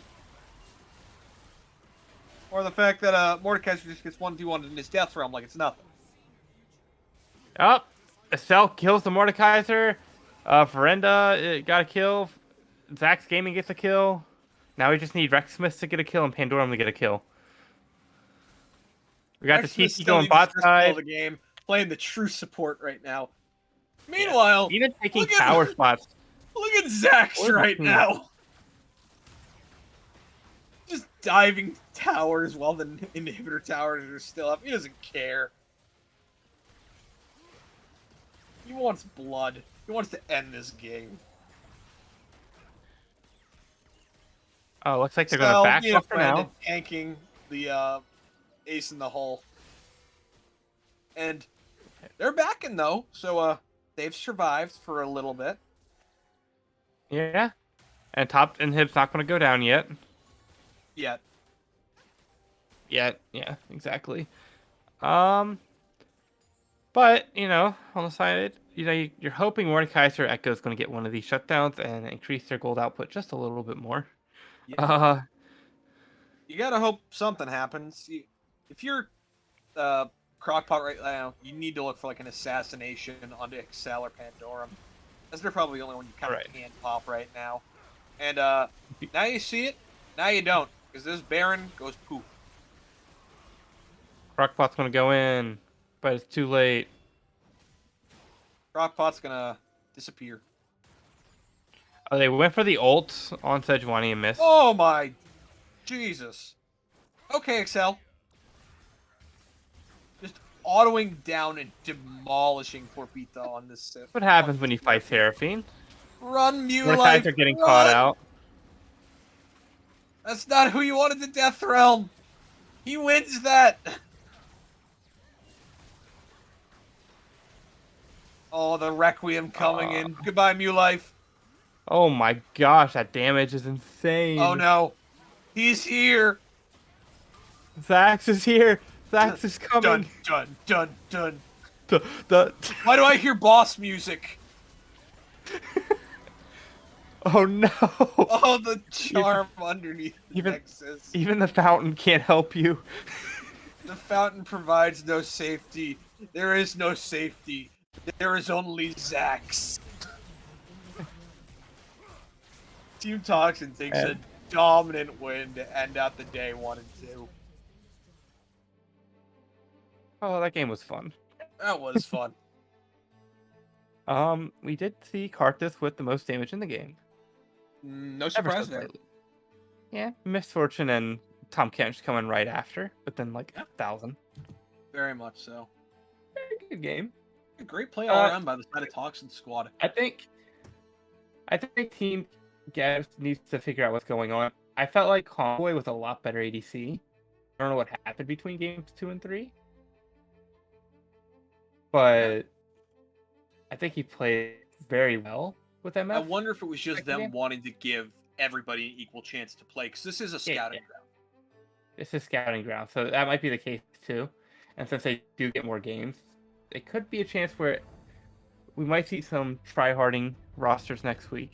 Or not next week, Saturday. Saturday is when everything comes back together. And for anybody wondering about the other game that is going on, we do not have a result yet, as it is still ongoing. Is it still ongoing? Dang. It is still ongoing. We don't have a result yet. Do I have any of them added? No. Wait, I do. I have Chubby, but I can't spectate. Oh wait, if I leave this, probably. And then I could tell you. Oh, look at that. Tell us who's winning. I could give you a live result here in a couple seconds. Oh boy. Just give us a little update on how things are going. But yeah, overall, that does mean that for tonight, Team Gagis unfortunately ends at 0-3. Team Toxin will end the night 1-2. Team Storm and Team Kopek still fighting at the moment to determine who's going to come out on top with that 3-0 record. that is Doki. all we have in terms of games tonight. We are back here again Saturday with triple headers back to back to back. What do you got, Arcs? It looks like the team Doki's on, Team Storm, is currently winning with a 4K gold lead, while Doki's playing Taric Jungle. And That we sounds see like Frank Doki. playing Gwen top. That sounds like Doki. And yeah. So that's your update for the other game. All right. Well, yeah, that is all we have here today. We will be back here on Saturday. Let me double check the time at 12:30 Eastern. It will again be me and Arcs here. That's actually, we have a lot of IBS games then, followed up by Gold, followed up by Platinum. Saturday and Sunday, we have a lot of games going on. So yeah. Yep. We have the double robin for IBS. And then at 3 p.m. would be semifinals for Gold. And then semifinals for Plat, correct? Yep. So for Plat and IBS, the semifinals just means another lot of best of ones round robin, and then the finals will be the next day, which is what matters. Yeah. So you got semifinals for Gold, but everything else is a second round robin. Indeed, and I think that's all we got for tonight, isn't it, Arcs? Yep. So I appreciate everyone coming out. Thank you, Matthew, for being a fantastic producer, because he is a sexy, great boy, and we love him. And thank you, Bickle, for being here. It was great to man. Act with you again. I get a break tomorrow. I've been here 3 days in a row. We get a break. Let's go. Yay. But everyone have a good night, and we will see you guys Saturday. Have a good night, everybody.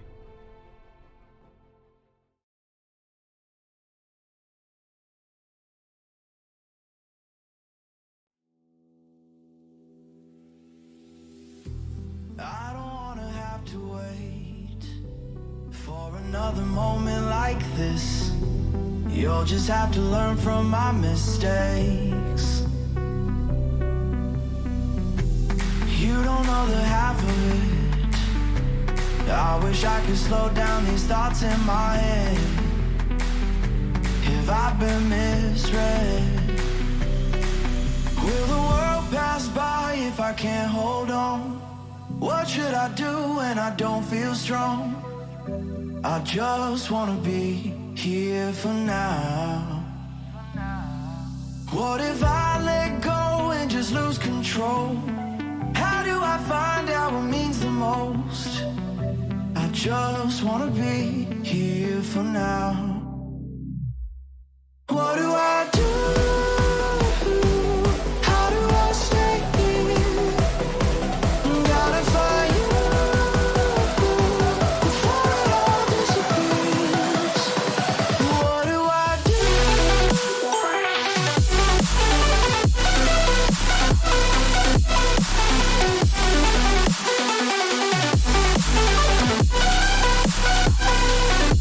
do I do?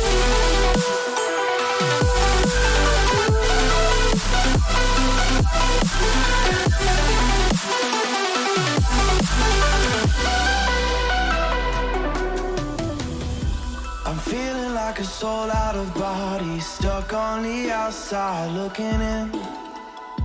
When I slow down, I wonder if I'll be stumbling around waiting for the end. If our sky doesn't have a limit, then there won't need to be a finish. I wanna be in the life I'm living. Maybe I'm already winning. Will the world pass by if I can't hold on? What should I do when I don't feel strong? I just wanna be here for now. What if I let go and just lose control? How do I find out what means the most? I just wanna be here for now. What do I do? How do I stay here? Gotta find you before it all disappears.